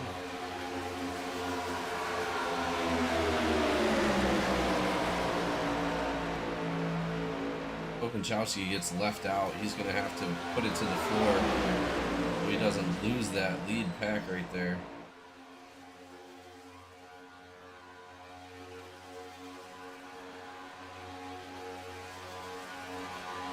Yeah, let's take a look back here with those guys. They got 5 cars in their pack. Currently sitting in 7th for Shane Cochran. 8th for McCabe. Evans is currently 9th and Chris Campbell in 10th. Kay Dunn sitting 2 laps down.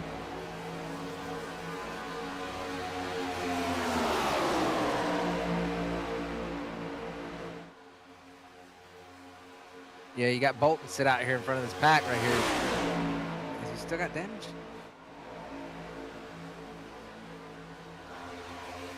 Oh, that pack is fighting too. No, he got his damage fixed. He must have used No, that he don't. fast He repair. still got it.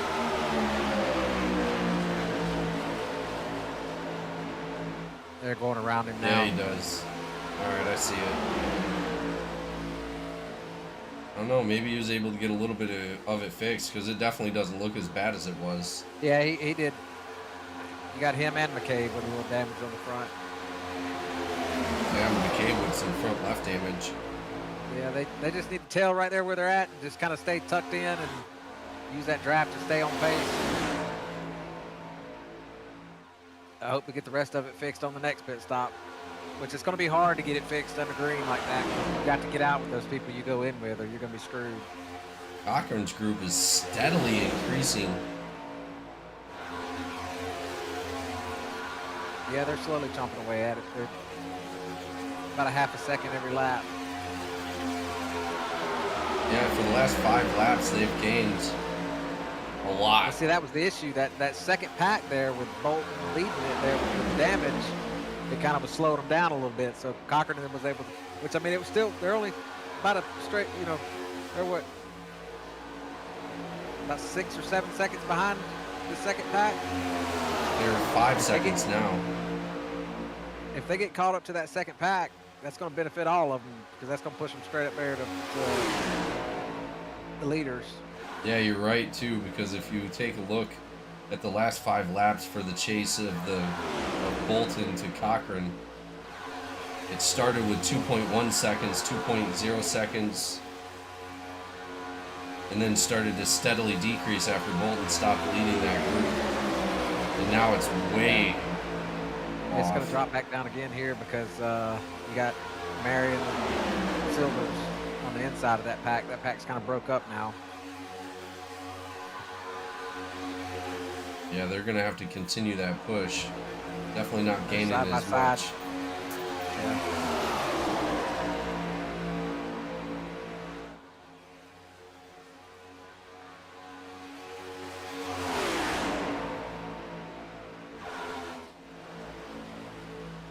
Well, the question is is that second pack gaining on the first pack? I want to see what their gap is now on this. Yes, they are. Osborne is dropping back, so that's going to slow them down a little bit more. Oh yeah, You got the first pack's entering, exiting out of turn 2 now. Second pack is entering and exiting out of turn 2 now. So they're right there on each other. They're gaining. If they mess around and get linked up with each other, then they'll get up there to that front pack. They'll get up there to the leaders.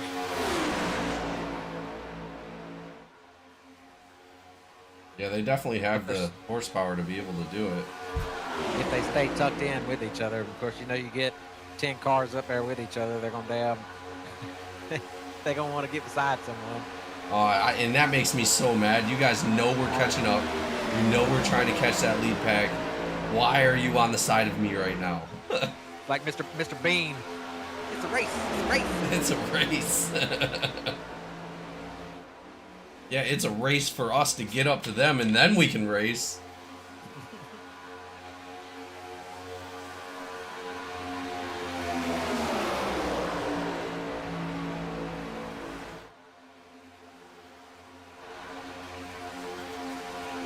I mean, that front pack has been doing incredible to keep this lead. You gotta think, they're 18 seconds, almost 19 seconds ahead of third place, which is Gardner in that backpack.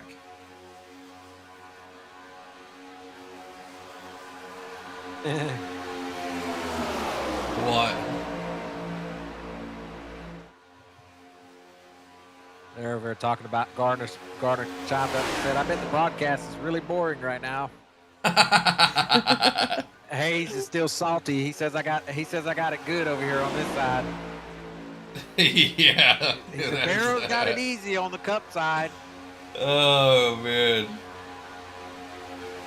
How we doing, fellas? Mason! Hey, Mason. Hello. We're not all guys up in here. Oh, got him. All right. Fair enough. Fair point. Fair point. Yeah, amazing race so far, Mason. Now here at Talladega for the Alabama Slingshot 325. One early caution. We've been green flagged for a long time now. Huge separations on the track. Big packs trying to catch other big packs. I mean, right now the front two people, Hanneman and Williams, have 3 lapped cars with them, and they're 19 seconds in front of third place. I don't think we've ever seen a Talladega race like this before.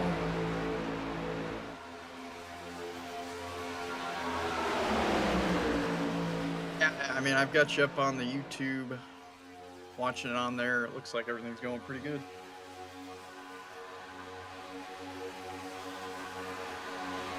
Go back and take a look at Cochran's group real quick. Slowly, but surely chewing away at that distance between the second pack and third pack. Oh yeah, no, Now, they're 23 seconds back.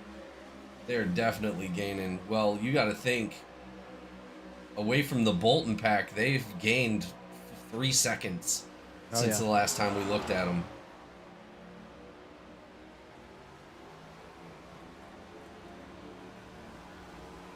Cochran got oil pumping through his blood right now. He's excited. He's seeing them times going down further and further each lap, and he's pushing.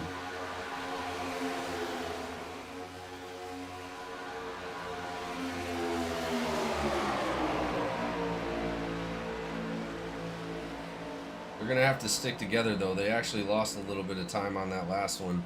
They lost about a half a second on that front pack. Dakota Osborne, the last person in that front pack right at the moment. Yeah, Dakota did give it up to drop back. I think he was conserved a little bit of fuel. Well, you got to think Cochran's pack is only they're in the same corner as the pack in front of them. So they can see them.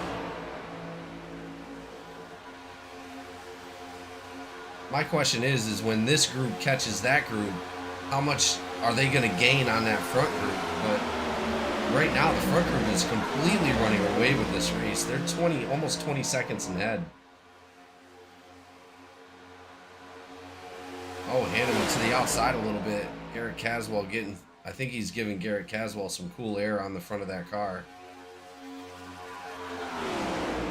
Smart move by the front teammate of GTCR, Raymond Hanneman, 2-time champion. Put another couple of seconds, if they can take another couple of seconds off with Cochran's little pack there, they'll eventually start picking up that draft. Yeah, that's when the real racing is going to start. Caswell, Anderson, and Openchowski still fighting for that lucky dog position. Are they going to be able to do this before the next wave of green flag pit stops? That is going to be the big question. Let's go ahead and take a look at Shane Cochran's telemetry. I mean, they still got like half a tank left. Yeah, their next pit stop should be lap, right at 100. Yeah, I'm thinking probably right around 100.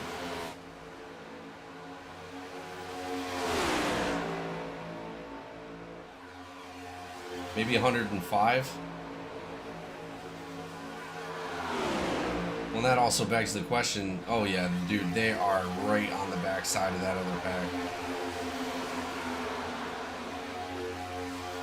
Cochran's about to start feeling the wind coming off of Dakota Osborne at number 79.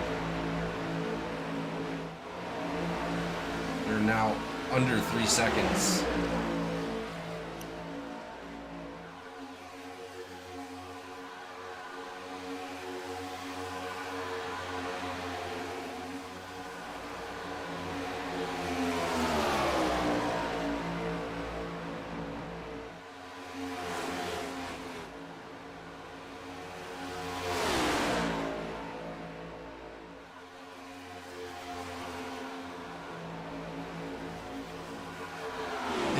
And when Dusty said that you have it easy on the cup side, doesn't he mean Swanson has it easy on the cup side?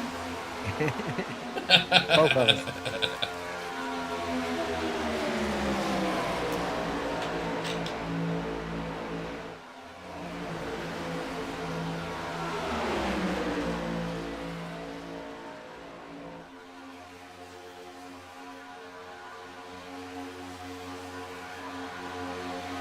Yeah, they are right there. They're about to be under 2 seconds.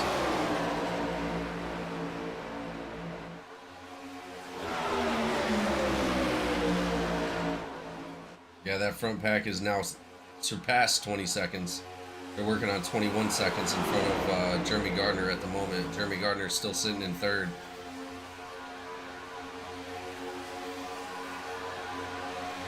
Marian's been pushing the hell out of Jeremy Gardner for the last quite a few laps. They got silvers right there in tow. Bolton, Haynes, and Josh McCabe. Or Jason McCabe, sorry.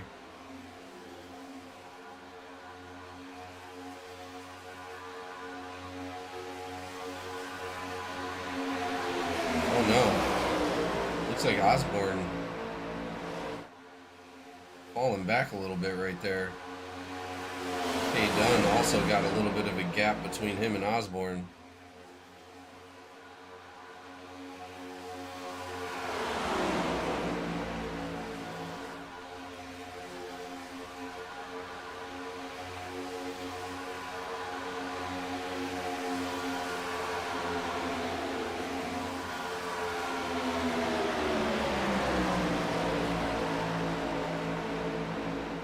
Yeah, they're about to be under 2 seconds to the guys in front of them. I believe under 1 second is definitely going to get them the draft.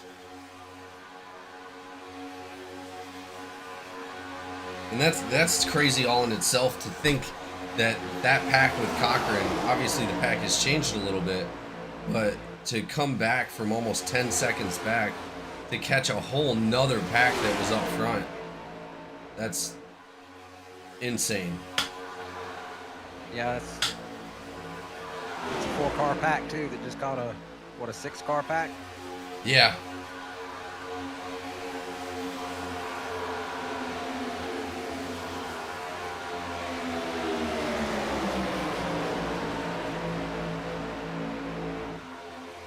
Yeah, they're gaining a lot of time in the corners. A lot. They almost gained 0.2 right there on the pack in front of them.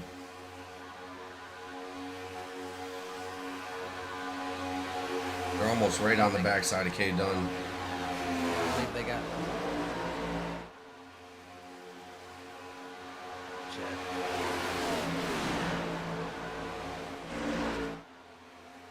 Oh, does it look like Osborne is sort of losing the pack in front of him? I mean, I think he may be conserving a little bit.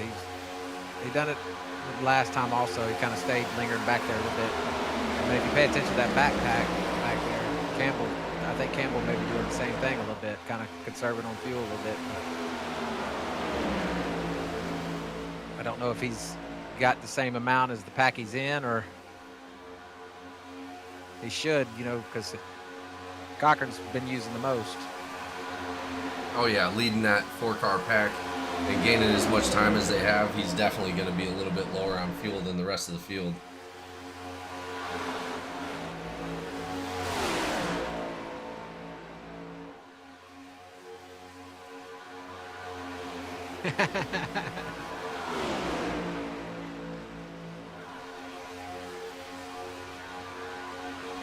Yep.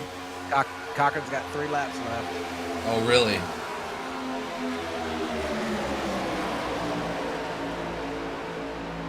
So now, was it all for nothing? He's got 3 laps left, then my telemetry is definitely off.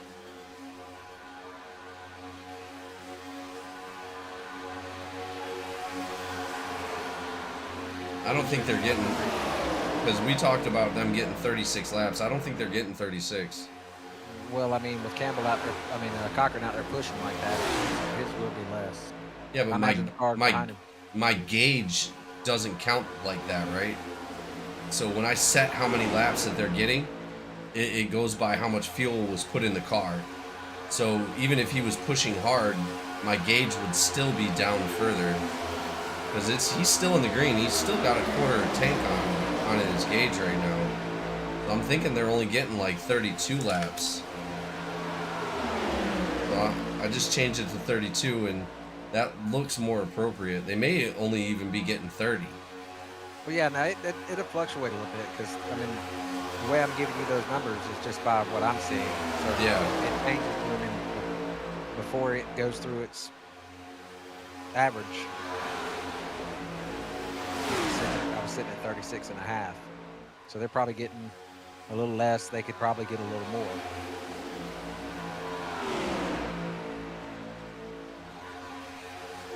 Still looks like, yeah, they're about to be under 1 second behind the guys in front of them. It's looking like the guys in front of them also are sitting on the same amount of fuel as they are. Oh, a little bit of a wiggle right there coming out of that front pack. Jordan Marion able to catch it, getting right back in front of Silvers right there. Cornell Bolton shooting to the outside a little bit, trying to avoid that. Campbell's pitting. In fact, Cage going in.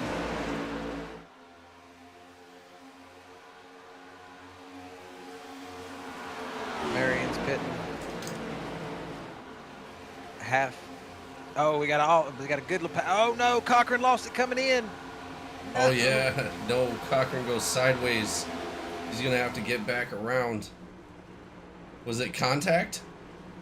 I don't believe so. I think he just locked him up coming in. No He's black probably gonna flag. He didn't get a black. He does have a flag. Cochran Oh, does. he does. Yeah, he crossed the line there in the grass, so he's gonna probably have a hold on there. That's gonna mess him up really bad. Let's go back and take a look real quick. See what happened. He's gonna have a little bit of a hold here. It's gonna put him out there by himself. All that hard work, man, to get back up to that lead pack. That's going to bring Gardner in with Evans as well.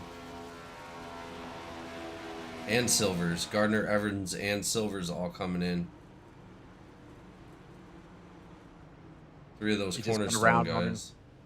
He just went around on him as soon as he had to make that last turn there before the commitment line. They just went around on him. Oh, Caswell, Hanneman coming in. Yep. Openchowski comes with him. Beautiful slowdown by Openchowski right there. Caswell getting stuck to the inside of this pit stop.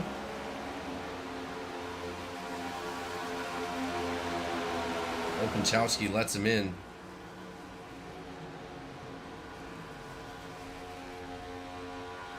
Caswell a little slow into his pit box there. They're changing all 4. Yeah, it's about time for that. Yeah, they're all going to come out together as a 3-pack. They're going to lose a little bit of that momentum, but man, they, like I said, they were 20-some seconds ahead. So they're not going to lose too much. You got Anderson and Williams coming in. Yeah, I think, in all honesty, they would have benefited staying right there with that group. They should have pitted with Caswell and Openchowski and Hanneman on that last one. Staying out for that one last lap really, I think, is going to wind up hurting them pretty good.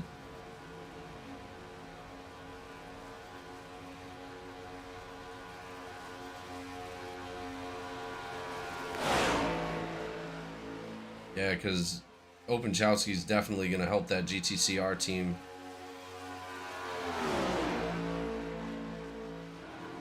Caswell all over the back of Hanneman right now.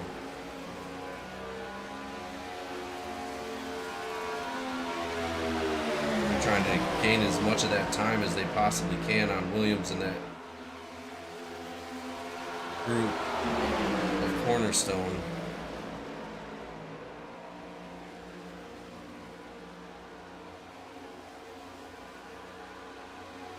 Cornerstone not too far off. But with a 2-car pack versus a 3-car pack, I don't know if they're going to have enough to get back up to them.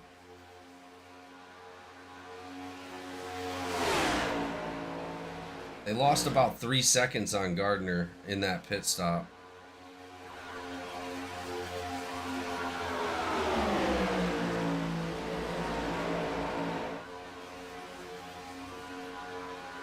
That's still going to put Garrett Caswell in that lucky dog position right behind Hanneman.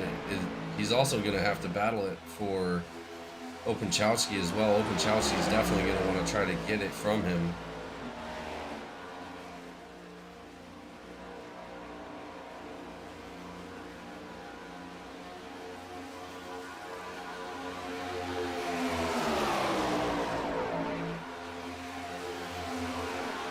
Oh man, that's a huge pack right there. Yeah, that's a pack of what? 4, 8, 9 cars right there. Cochran, Gardner, Silvers, Marion, both McCabe brothers, Haynes, Bolton, and Osborne. Oh, we're getting some side-by-side racing coming out of that pack as well. We have a low side and a high side. Cochran down low with Gardner and Silvers. That's a mixture of your lead lap guys and then the lap guys.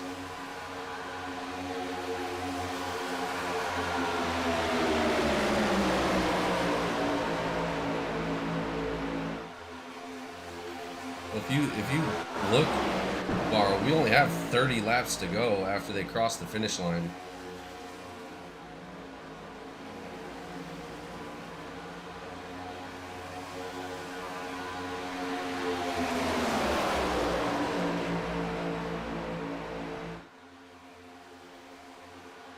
Are they going to have enough is the question.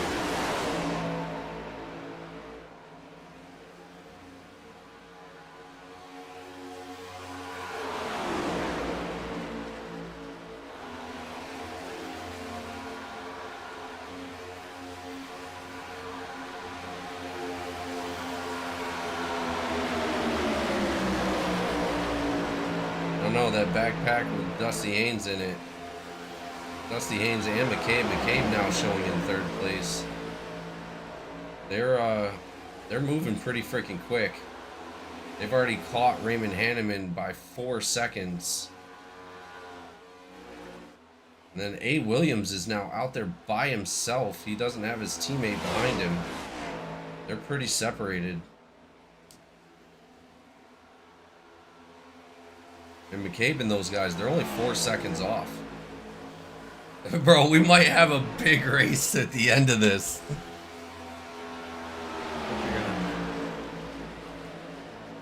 Yeah, we got, well, how many laps left? 20 something, 29? 29 laps left. Do they need to pit again, or are they gonna have enough fuel? That's It's gonna be close. Yeah, it is gonna be very close. I'm looking at these speeds while they're running down these back stretches too. Well, if I'm Hanneman, I want K. Dunn to jump up in there in that pack with them behind Openchowski. Openchowski's still looking to the outside of Garrett Caswell. With that backpack of Dusty Haynes, Bolton, Gardner, Osborne, Evans, Marion, they got a huge pack of cars right there that are absolutely moving. Still looks like they're losing some speed though on Hanneman. That's wild.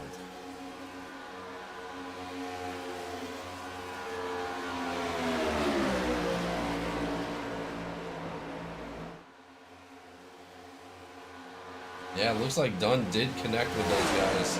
So now they're going to have a 4-pack. It looks like they're coming up on another car too. Is that Campbell? It is. Chris Campbell currently the last one on the lead lap. It looks like he's going to get passed by the leaders right now. He's going to have to jump in, and that's going to put 3 people in that pack for a battle for Lucky Dog. Garrett Caswell, Openchowski, and Chris Campbell in a battle for Lucky Dog right now.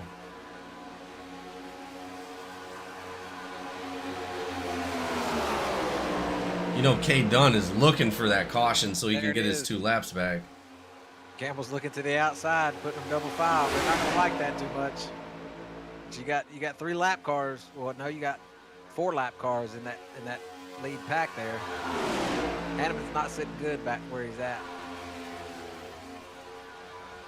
Every one of those guys are laps down, and they're going to be racing for that Lucky Dog spot over him being on the lead lap leading this race. And you got the other pack trying to catch up, which all these guys have got teammates back there in that second pack that's trying to catch up. So, you know, I'd be on that radio, you know, race them, race them. Yeah, absolutely. You know, side draft them, slow them down. There goes Openchowski looking to the outside of Caswell. Yeah, they're trying to make that work. Yeah. That's definitely going to slow down Hanneman quite a bit on that big pack coming up from behind. Campbell is really pushing Openchowski around in turns there, trying to get him in front of Garrett. Or just fighting for the lap back. Oh, McCabe just passes Williams for second place. They've now caught up to the 2 guys behind him. They're still 15 seconds behind our leader of Raymond Hanneman right at the moment. Oh! What happened? Yeah, Campbell threw a hell of a block on the leader to get his lap back. He's fighting like hell to stay on the lead lap. He left Openchowski out to dry, and Openchowski now drops back, goes back a lap down. Him and Openchowski got around the leaders. Campbell jumped down right there in front of the leader. Openchowski just dropped back.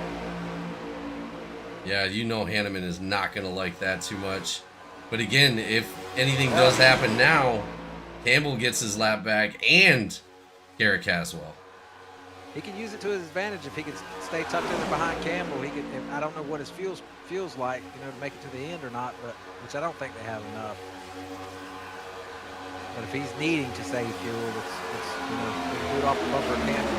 Oh, as they pass the 77 of Evans, putting him now a lap down in that lead pack. Bro, that lead pack is wild with Lucky Dog issues right now. Yeah. Got what, 5 cars lap down fighting for that Lucky Dog position, and then down. Poor little old Hanneman sitting there by himself. Right in the middle of it all.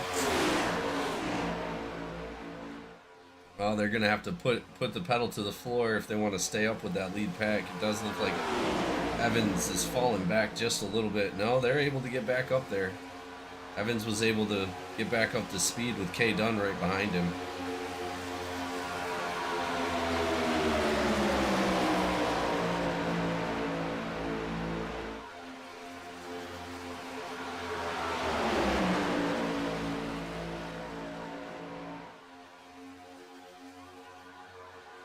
Yeah, that's going to give them a lot more speed as they've already cleared 2 seconds on Josh McCabe in that big pack. Just put about a second on the last lap.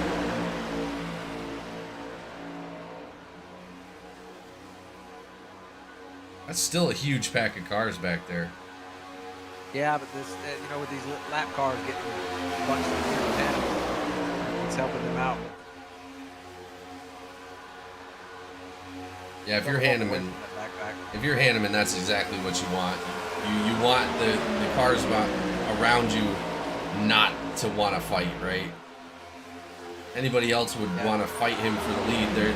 Nobody has the reason to fight him for the lead right now.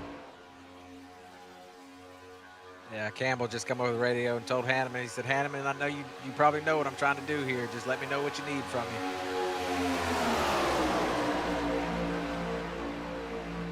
But you know, Garrett's and Hanneman were telling him, no, you don't tell him nothing you need. Go around him. I need that Lucky Dog back. Well, no. If it stays the way it is, Campbell gets his lap back and Caswell. That's right. Yep. Forgot about that. I was backwards.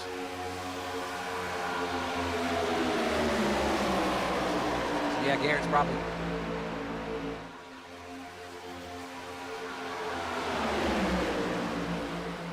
Probably telling them to stay behind him so they can save that fuel. So I'm hearing Campbell saying that he's going to have to pit. Hanneman didn't pit this time. Oh, they're coming in? Campbell's got 12 to 13 left. Hanneman said they're coming in this time. All right, we're about to see that lead pack, see what happens here. I mean, this could really determine the end of this race. It really could. Campbell is staying out. What? Opachowski stays out. The rest of them come in. That was an odd decision. They couldn't make it to the end. They're going ahead and do it now, trying to hold on to. Well, I see why these guys pitted, but why didn't Opachowski and Campbell come in with them? I don't know. They're trying to get that lap back. I would have went in with them just to stay with the pack. Yeah. I agree. I think they were just thinking about trying to stay out. Campbell's probably going to run it to the end. He said he had 12 to 13 laps left, so. Well, there's 20 laps left in the race. So he's pushing right there. He's pushing right there to the end. Josh McCabe, now our new leader in this race. Dusty Haynes sitting in second. They got a bunch of lap cars around them too.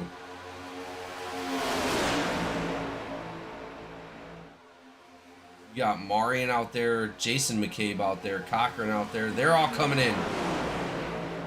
Huge pack of cars. Oh, McCabe! McCabe! Contact with McCabe and Marion. Marion. Oh, lucky for Josh McCabe right there. Marion goes ghost, and it doesn't hit him. So you're gonna have 36 with the 35 with a penalty. 36. Yeah, that's gonna be on Jason McCabe. 35. Yeah. Not the pit stop you want to see if you're trying to catch back up. Bolton's out. McCabe. That puts Jeremy Gardner and his team up front right now. Jeremy Gardner first, A. Williams second, Raymond Hanneman sitting in third, 16 seconds back. So if Campbell and them had, he said 12 to, he might make it. He's running 8 right now. That's where I had him at last time. Scored him. Campbell's currently sitting in fifth. Yeah, he just came around a bunch of cars, so he'll score him here again for me here in a second. But the question is when is Jeremy don't have to Gardner pit and that again. lead pack coming in?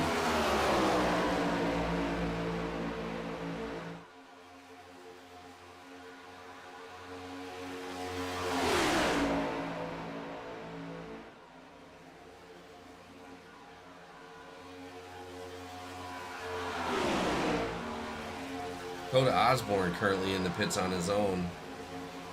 I don't know if he caught a black flag or not.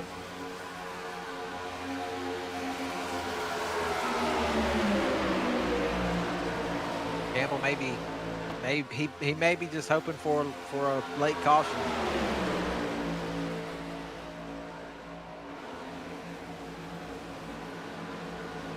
If he can push it till within 5 to go, he knows it gets chaotic, so he may get a caution. He may get stay on the lead lap and get his fuel he needs. So And with Opachowski as well. yeah, That's not a bad strategy, though. no, It's really not. No.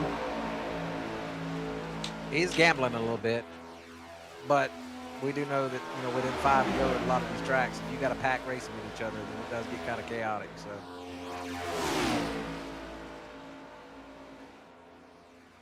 Raymond Hanneman now only currently has his teammate right behind him, or right in front of him. So they're at a little bit of a deficit. They're falling back a little bit on Jeremy Gardner's pack. That means when Jeremy Gardner and those guys come in, they're going to have a little bit more of an advantage. But is it going to be enough to be able to get them up where Raymond Hanneman is? Hanneman also, most likely what's going to happen is if he does stay in first, he is going to wind up keeping his teammate Garrett Caswell ahead of him so he doesn't go a lap down.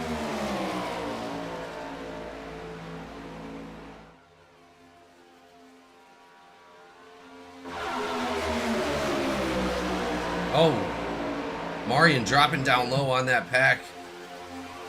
Oh, he's coming up high, up into silvers right there. 3 wide coming down the backstretch with Cochran and silvers. That was some dangerous moves right there. That could have been the caution that people were looking for. 15 to go.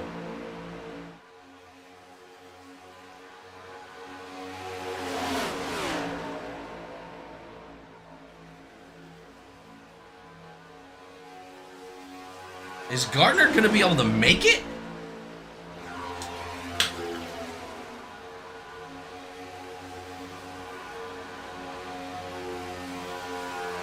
Is it 22 laps since pit? It's pushing it.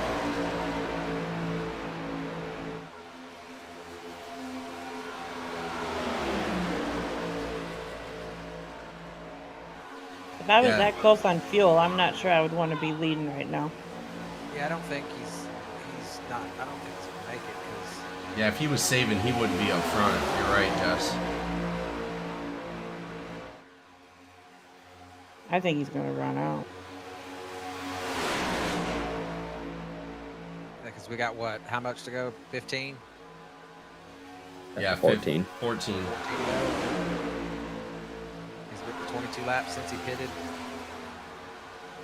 Gonna be close for sure.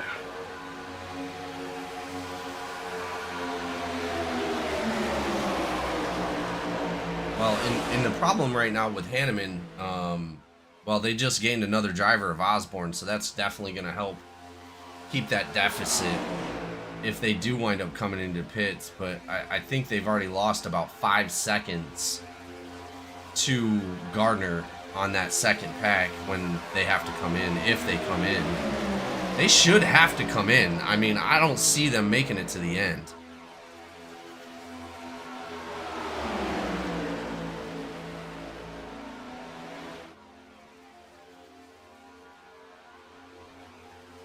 Gardner and Campbell both on the same lap since pit. Williams not too far off. Openchowski not too far off. Looks like Anderson, Cochran, and Silvers all around that same area.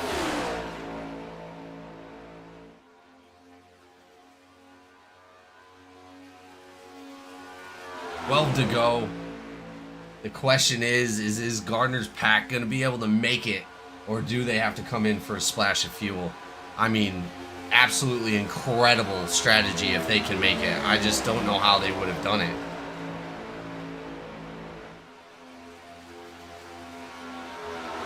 You got Cochran right now battling Anderson there for the lucky dog. That's not what you want to see if you're Gardner. No, absolutely not. You're trying to get as much time on Hanneman as possible, because if you do have to come in, Marion's going with him. you want that gap to be closed as much as possible. They're side drafting him too. Yeah, Cochran's looking to battle back to get his Whoa! lap back here the hard way. He just can't get up there and get enough though, man. He's almost there. He's looking to pull a Campbell here. He wants to get up there in front of him, get down and... Oh, he's got it. He could have pulled in if he wanted to, but he didn't want to leave Marion out to dry. Yeah, He is pushing him hard on the outside. he is. He's got to be careful.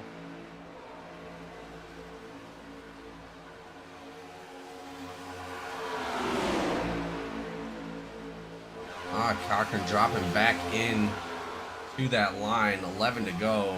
12 after the line, or I mean 10 after the line. 10 laps to For go. another run here. 35 laps. Hanneman.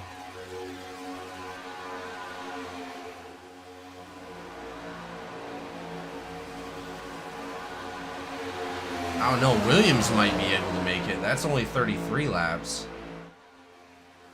I'm telling you, I'm thinking as they're running, I'm thinking they're only getting 30 laps on a full tank. That's like the common theme that we've seen tonight anyway, as far as pit stops go.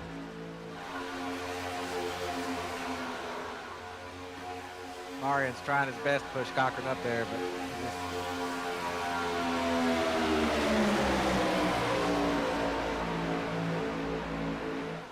looks like he keeps diving out a little bit to breathe.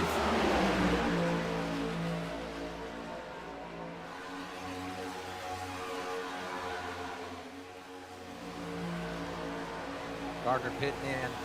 Yeah, I knew it. I knew it. Yeah, this is really going to determine the race right here. Anderson pitting in. Gardner's pitting in. I don't think they cut enough time to be able to catch Hanneman and Caswell. I really don't. There goes Olive. Cochran stayed out. Marion stayed out too. Uh-oh. That That's should going be to good. be When's the last time Cochran pitted? 27, 28 laps ago. Yeah, he's got 2 more Yeah, laps they're done. They're not going to be able to make it. Well, and that also loses some cars that... Well, I mean, that loses the cars that were fighting and slowing them down, I would guess. But that's the whole Cornerstone Motorsports team coming out at once.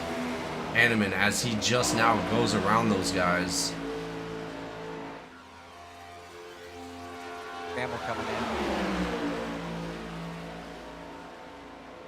I mean, they made a hell of a gain on the 20 seconds that Hanneman had on him.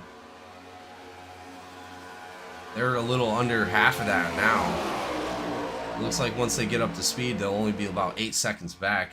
But with only 8 laps to go, there's no way they're going to be able to catch Hanneman and Caswell as long as they keep it the way they're keeping it.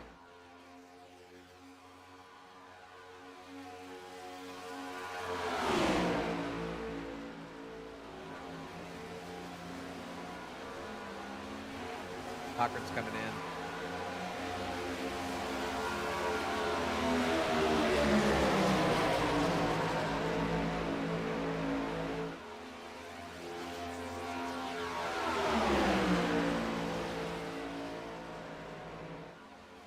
Yeah, Gardner and Williams are... They're 8.5 back 8 right seconds. now. 8.5 seconds back.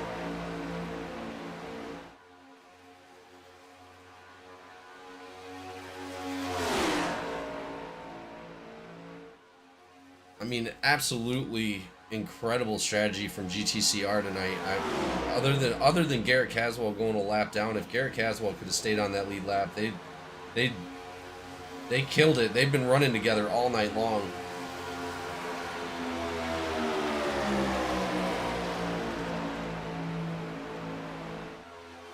And I think it was because Caswell caught a black flag, right? Yeah, it was. He lost it coming into pits. He lost it, spun around coming into pits, and then he got a either speed in pits or unsafe pit. I think it was speed in the pits.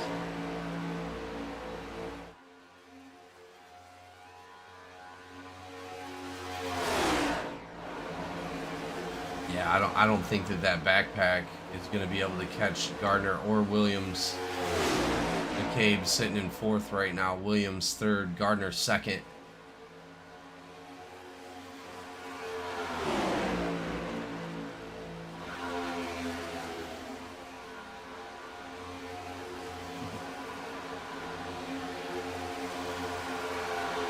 Only 5 to go here at Talladega for the Alabama Slingshot. 3:25. Gardner just gained a second. Close to second. Nope, they ain't gonna have enough to chase him down, though. With only 5 laps to go, yeah, I just don't see it happening.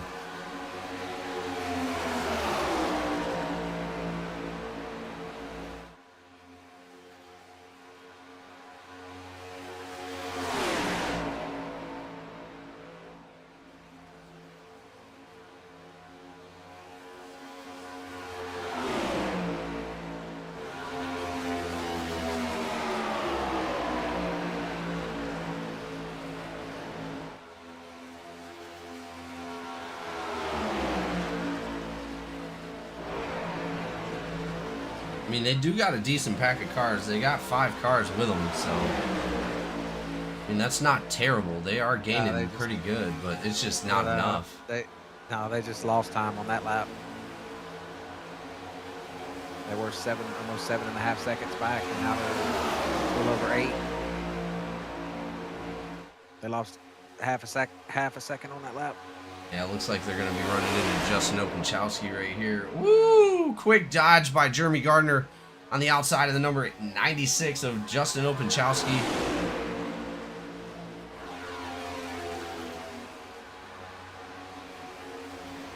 Openchowski looking to tuck in behind those guys. Just, I don't know if he's going to be able to get back up to him.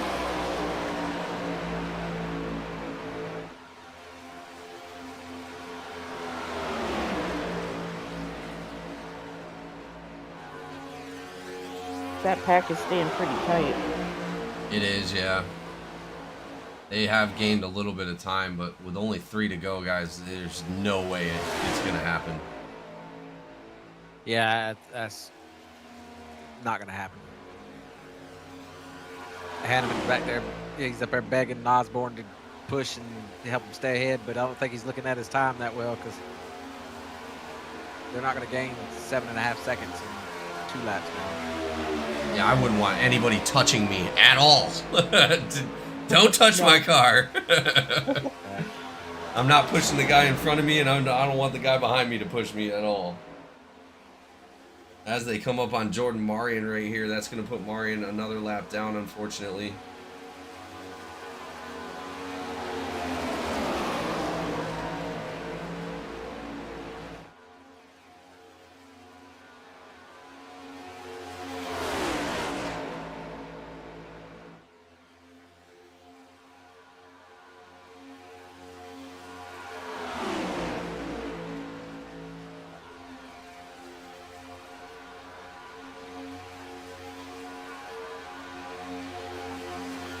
There we go, ladies and gentlemen. The white flag is out.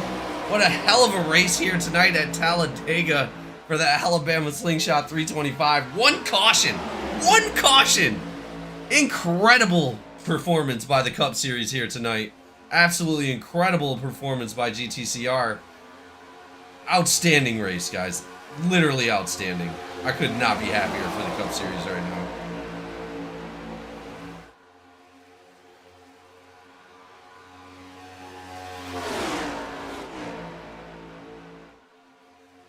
I know Hanneman's got to be excited. First win of the season.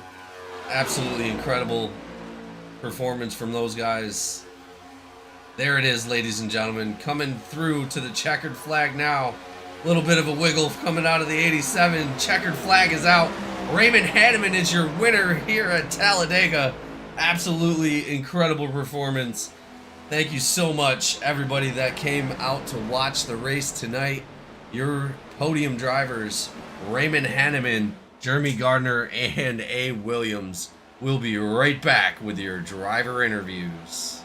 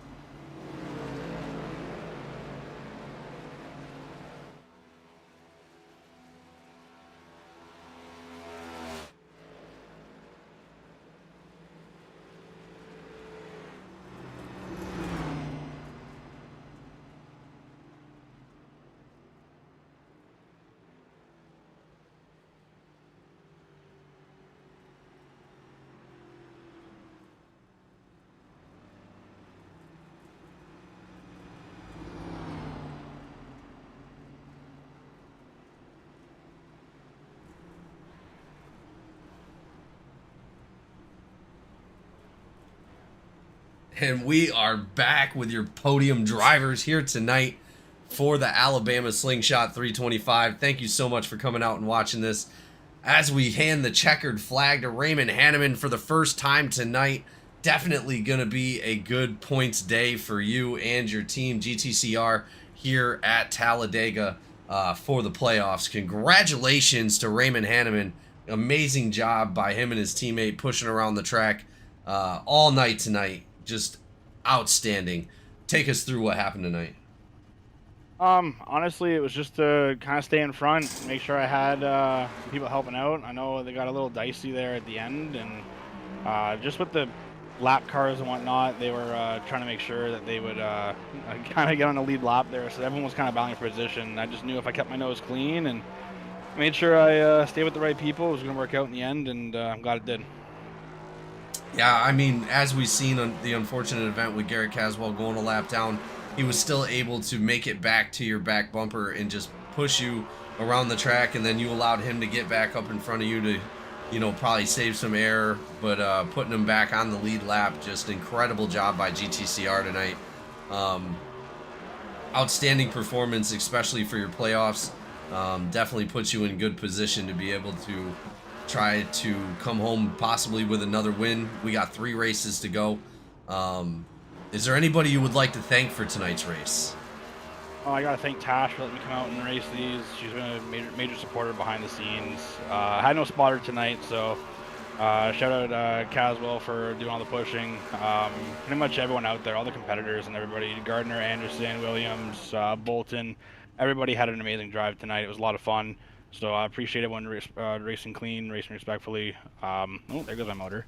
Gotta thank though Bryce and everybody from GTCR. I gotta thank you guys for putting on the broadcast, all the fans out there. Gotta thank T&J Bar and Grill, TaylorMade, Farm of the Sense, pretty much everybody that's supports me in and out, and I can't thank them enough. Awesome. Well, thank you so much for the performance tonight, and we look forward to seeing what else you can do in the playoffs. Congratulations. Thank you, man. Appreciate it. Absolutely. Second place on the podium, Jeremy Gardner, not used to his own checkered flags, but tonight just wasn't able to get to the back of Raymond Hanneman as they were about 20 seconds ahead of you guys. You guys killed that gap incredibly, brought it down to about 8 seconds. Just didn't have enough laps to get it done with that big pack you guys were racing in. But either way, congratulations for Cornerstone Motorsports coming second and third. I mean, just outstanding performance by all of you guys. Congratulations. Take us through what happened tonight. Tonight was really just follow the car ahead of you. Kind of a disappointment that the race kind of went the way it did, but honestly, I think 15 to go, 10 to go, I thought we were going to stand some kind of chance because we had a bigger pack than they did, and we were putting more seconds on them, and we thought we were honestly going to come out and at least be a little bit closer to them, but that didn't work out. But overall, I mean, we only had one caution tonight, and everybody was getting pretty ballsy there at the beginning, taking it 3 wide, making some ballsy moves, and somehow we made it through all that. Just some mistakes on some pit stops, kind of put everybody behind, shuffled the field. But overall, Cornerstone podium again tonight, so good points night for us. Absolutely. As we're used to seeing you guys up on the podium, you're not unfamiliar with it, with the interviews at the end of the race. But congratulations all together for the Cup Series and for Cornerstone. You guys did an incredible job tonight. Yeah, we appreciate it. Definitely, I don't know if I'm looking forward to next week. I'm not very good at the Glen, so we'll see how that goes. Well, again, practice makes perfect. Well, I don't know. Nobody's perfect, but practice makes better anyway, we should say. Get out there, run some laps, and we look forward to seeing you back up on a podium, if not in the winner's circle. Very soon. Is there anybody you would like to thank for tonight's race? Yeah, my guys over at Cornerstone, Freedom Warranty, everything they do for us Cornerstone guys, Mountain Silver Supply Company, Jake's Junk Solutions, Waynesville Tire, Mountain View Detailing, 42 Designs, Safely Auto Glass, Ackerman Seal Coating, Speakeasy Pen Emporium and Supply Company. Of course, y'all guys up in the booth for putting the broadcast on. My guys at Premier Racing Setups. Awesome. Well, thank you so much once again, and we will see you out next week. See you next week. Absolutely. Last but never least, A. Williams, our main podium driver of the season. I mean, I've given this guy more interviews than I think anybody of GEC, period, for an entire season. Congratulations coming out with another podium. Obviously, a good points day for Cornerstone and a good points day for your playoff run. Congratulations. Take us through what happened tonight. Yeah, just had one big crash at the beginning, just avoided that, and then the rest of the race was kind of get where you need to be. We got shuffled around, and then by the time the first pit cycles came, we're single file, kind of made up where we wanted to be, and then I guess mistakes and stuff happen, car penalties, whatever happened, and it got the field shuffled out. And at that point, you're just kind of working with who you're around. So, um, yeah, I was working with the I believe their team name GTCR guys. Caswell was a lap down, and Hanneman. I was battling him and pushed good. With really just being us three. We added a fifth lap car to our count, but we were pushing really good and keeping together.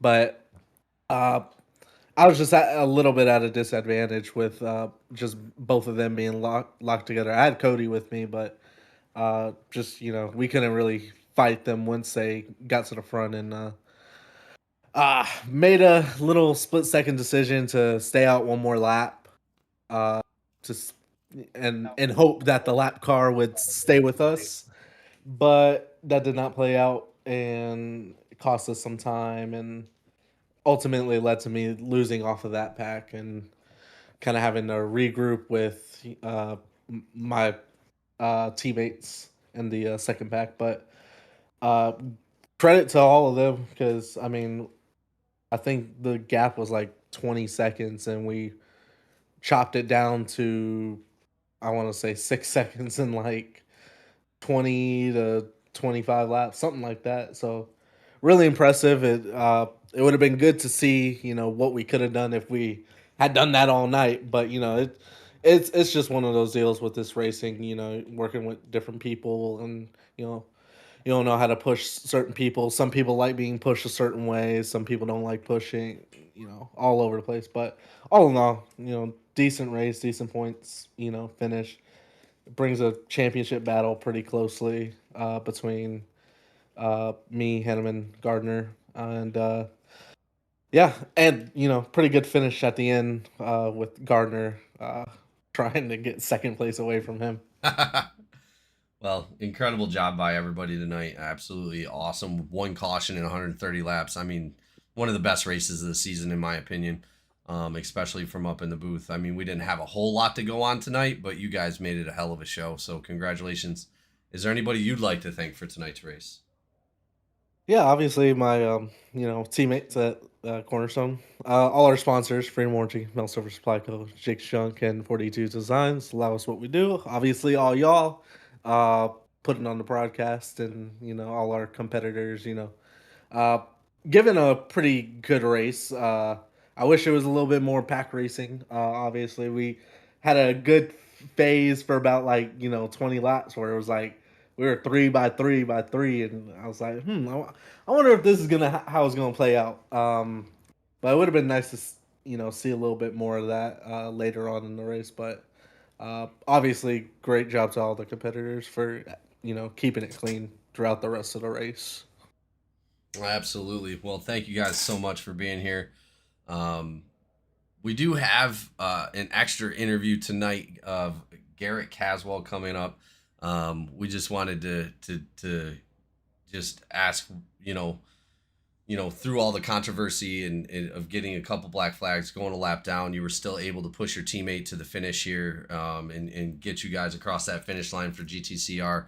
Big points day for GTCR. Congratulations. Is there anything you'd like to say about tonight's race? Tiring. It's been a long day, but no, I don't know. First, I felt like we're doing fine and just couldn't move up forward. Just didn't have the help, but came into pit road and didn't realize that it was a million degrees on track. So tried to hit the brakes and then just locked up immediately. So that's unfortunate, but I don't know. I just kept digging. Couldn't be more proud of this team, and I think we made a deal at the start of the season between three people, and that was me, Craighead, and Hanneman. We finished that tonight, and that was Craighead gets Daytona, me Atlanta, and Ray with Vegas. So I don't know. I'm just happy for the team. Clean sweep this week. Haven't had one since Daytona. Just I don't think I'm quite out of it yet. I got some extra points. I think that gives me like a 5th place finish when it comes to points and such. But 3 really good tracks coming up for me. I'm excited to see what happens. I don't think I'm out of it just yet. Well, we definitely look forward to Garrett Caswell taking home another checkered flag this season. Already 2 under your belt, GTCR with 3 altogether. Hell of a run by you guys, so congratulations, absolutely. 4 now, Ray. Oh, yeah. Texas, yeah. Texas, Vegas, Atlanta, and Dega. Nice. Well, yep. GTCR is in the point running right now, so congratulations, and we look forward to seeing what your team can do for the last 3 races. Appreciate you, sir. Absolutely. Well, ladies and gentlemen, thank you so much for being here for tonight's race. We really appreciate everything that you do for us. Yeah, well, Dusty disappeared. Dusty was wanting. Where? Oh, Never mind then. I pulled him in. I didn't know. He was. We missed his little battle he had there. He was running, I think 6th, and then he battling McCabe. He was just there. He is. Yeah, no, yeah, absolutely. Dusty Haynes, incredible performance as well. My bad. I wasn't even thinking about it, man. Sorry about that. But incredible performance coming out of you. Obviously, winning Daytona last year. We were looking forward to seeing you out in the winner circle. I believe you were a pick for tonight. I think Barrow picked you tonight. Was it? I did. Yeah, it was Barrow that picked you tonight, coming out in 4th place, almost touching that podium. Hard charger for the night and up 14 spots. Congratulations, absolutely. Thanks, man. I wouldn't have been able to do it if me, the McCabe's, and honestly Nevermind team didn't end up coming with an agreement to be able to work together and get us up there. We all did our best to try to work together because a lot of us were in the point standings for the championship, so we figured we'd be stupid not to work together. Use the advantage while we can, have us all finish up front was kind of the idea. It worked out for some of us not so well, but we're going to hopefully work on it next time and get a better finish for all of us. Well, either way, I mean, like I was telling those guys in the beginning of the race, from the season you started with GEC to now, it's been incredible to see what your racecraft has molded into and coming, this close to being on the podium at Talladega and winning Daytona, I believe it was last season. I won Dega last season. Dega, sorry. I was trying to get a repeat, but I couldn't pull it off. Oh, well, either way, coming real close to it and just the incredible racecraft that you've built from the first season till now has absolutely been astonishing. And just congratulations to you and your team and everybody over there at Outlaw. I appreciate it, man. But it's like I said, it's more than just Outlaw. It was honestly Nevermind, and it was the McCabe's as well. If it wasn't for all them guys, none of this would have been able to be possible for us to even get a good finish. So I'm glad we were able to come together. We were able to work on some strategies throughout the race to kind of get us a few positions here and there. And after all of it, it was the cool minds that kind of prevailed, with us just kind of taking it easy, wait until the end, because if we didn't get to the end, we weren't going to be able to finish anyways. So we were just trying to be as cautious and conservative as we could, so that way we were able to get there. Absolutely great job by you and those guys. We look forward to seeing what you can do in the rest of the playoffs, because you're definitely in the standings. Yeah, I'm up there, I think, top 10 now in standings or so. Let's check it real quick. I just did them, so. Yeah, 8th. Moving on up. No. Yeah, and Josh ended up getting 5th in points now, so Campbell's 9th. It seems like all in all, we ended up kind of succeeding on what we were going out there to do. So, well, yeah, definitely congratulations, and we appreciate you guys coming out and doing such an incredible job. 130 laps, only 1 caution. Cup Series just showed out tonight, and it was awesome to watch from up here. Yeah, I'd have done longer if you guys put it longer. I bet. But thank you so much to everybody that showed up tonight, everybody that watches these races, everybody that puts this together. All the drivers, it wouldn't be possible without them. Also to thank our Season 9 partners, North Star PC, 42 Designs, Collateral Damage Sports Network, Laughing Llama Wraps. Without them, none of this would be possible. Without everybody, it wouldn't be possible. So thank you to everybody that contributes to this amazing sport and to this amazing league. Thank you so much, everybody. We'll see you next week at Watkins Glen.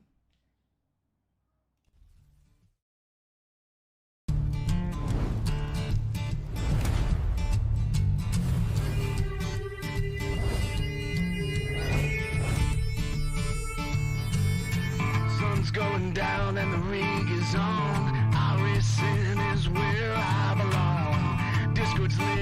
drivers are here.